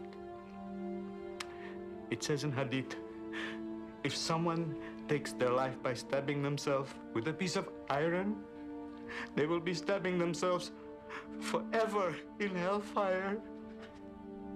This is why charge me. For our parents, at least not to know. We can't charge you with a crime you didn't commit. For our parents.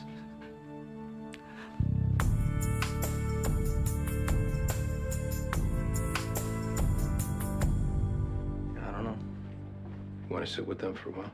I didn't get a good enough look at him. I can't be sure which one of these is him. So, come to any decisions? About the squad command, you mean? You want me to make the phone call?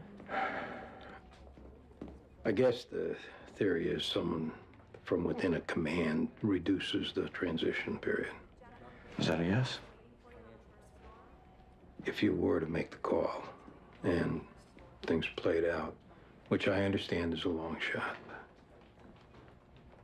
I guess I could see myself moving into that position.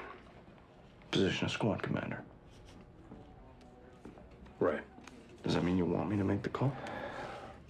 I only want you to do it if you're comfortable doing it. Yes or no? Yeah.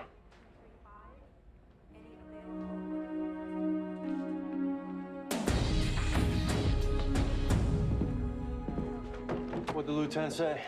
He couldn't make a positive ID. All right, well, we don't have to tell that to Sergei. Have you talked to him yet? We're waiting for you. Why don't you guys do it? Yeah, you're working a case. That's all right. It's your case. I'm just helping out.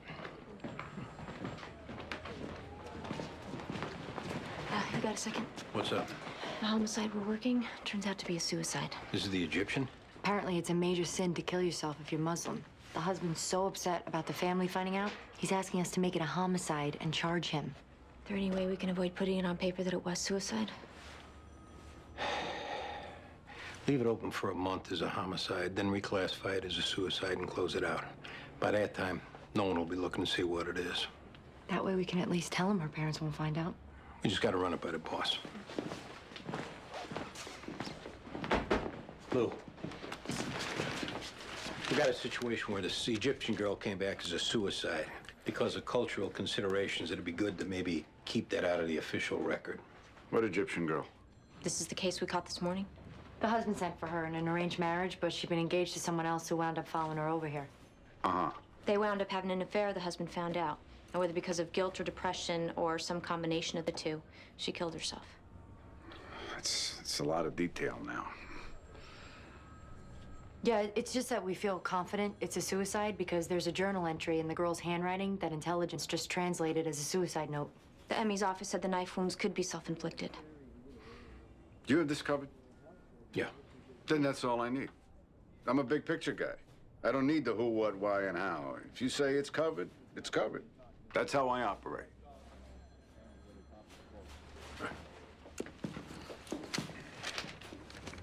Now, you understand, we don't need you to say anything. The lieutenant picked you out from photographs, and the DA has everything they need to go to trial. Suit yourself. What does this mean, picked me out? Means that he looked at your picture and said, that's the man who shot me. Is a mistake? He was 5 feet away. You think he doesn't recognize you? We know what it was like in that hallway, because we were there. A lot of yelling. A lot of guns. Pretty chaotic. You might have squeezed off around without even meaning to. But if that's what happened, you gotta say it. Let's go. What if I don't know he's police? Who do you think he was? I have all kinds of enemies in this country. Okay. So what, you open the door, you see a guy with a gun, you figure he's one of them. Why not? And that's why you shot him. 100%. You're gonna have to write down that you shot him. Self-defense, yes? Yeah, you could call it that. When I can see my sister? As soon as you finish your statement.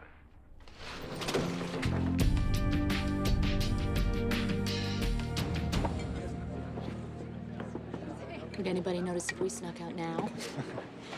Metavoy might. Oh, Medavoy would definitely notice. We don't have to be the last lead, though. Promise? I promise.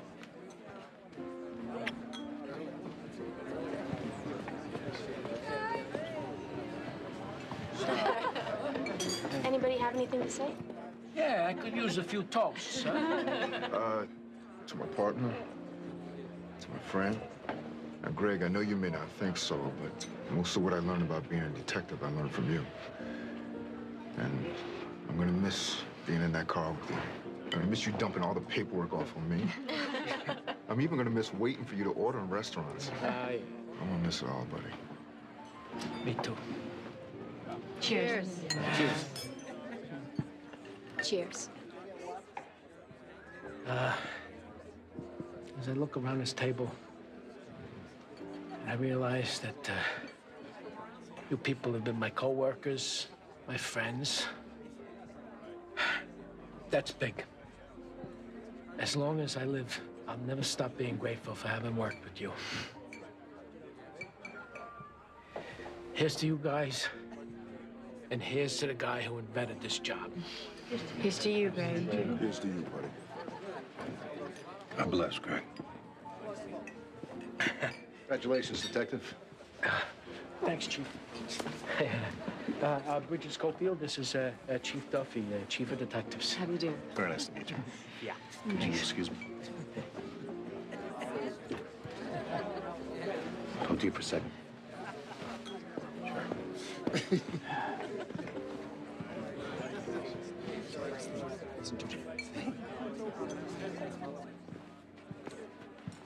I don't know whether to chalk it up to Lieutenant Bell being on pain medication or not, but I got a call from him recommending you take over the squad. You know anything about that? Yeah, Chief. I asked him to make the call. You asked him? He offered, but then I took him up on his offer. So you're actually serious about this? Yeah. You realize I got a dozen bosses ahead of you all waiting to take over a squad? I understand. Don't get me wrong, Andy. You're a great detective. That doesn't mean you're ready to be a CO. I guess that's an evaluation you'll make for yourself, sir. Okay. It ain't gonna happen. Not now. You've been a sergeant for 10 minutes. You're basically unsupervisable. I mean, I don't get it. What the hell was Bell thinking? Maybe he thought I'd make a decent boss. I'd make a decent head coach for the Giants. That doesn't mean I'm the man for the job. I got time in the Bureau. Every boss on the list has time in the Bureau. I know the squad. Which could be a detriment to your command. This squad has been through a bunch of command changes over the past few years. Every time they got to get adjusted to a new boss with a new management philosophy. They can do it. They have done it. Right. But it takes something out of them. Instead of focusing on working their cases, they're thinking more about where they stand with the new guy, whether he'll hurt them or not. What happens when you get tapped to be a boss over a major case, when you leave? That's not going to happen. Who says? I do. Commanding this squad, teaching them, keeping them out of harm's way. That's my last job. I don't want to go anywhere from there. I'm not looking for any more promotions. There'd be nothing else I'd ever want to do. Anyway, there's more qualified candidates, so be it. You want this job? Yes, sir. They want you on the days, Chief. I'll be right up.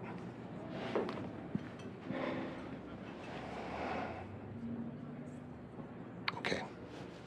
It's yours. Don't make me regret this.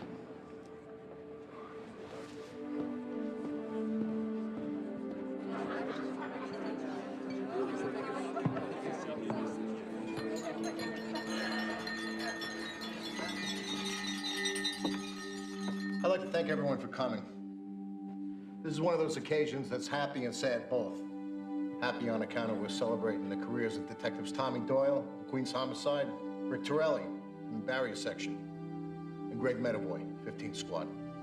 We wish them well as they embark on new endeavors, enjoy their retirement, and so forth. At the same time, we're sad because we're losing the distinguished service these three men provided all these many years. As your chief, I salute you.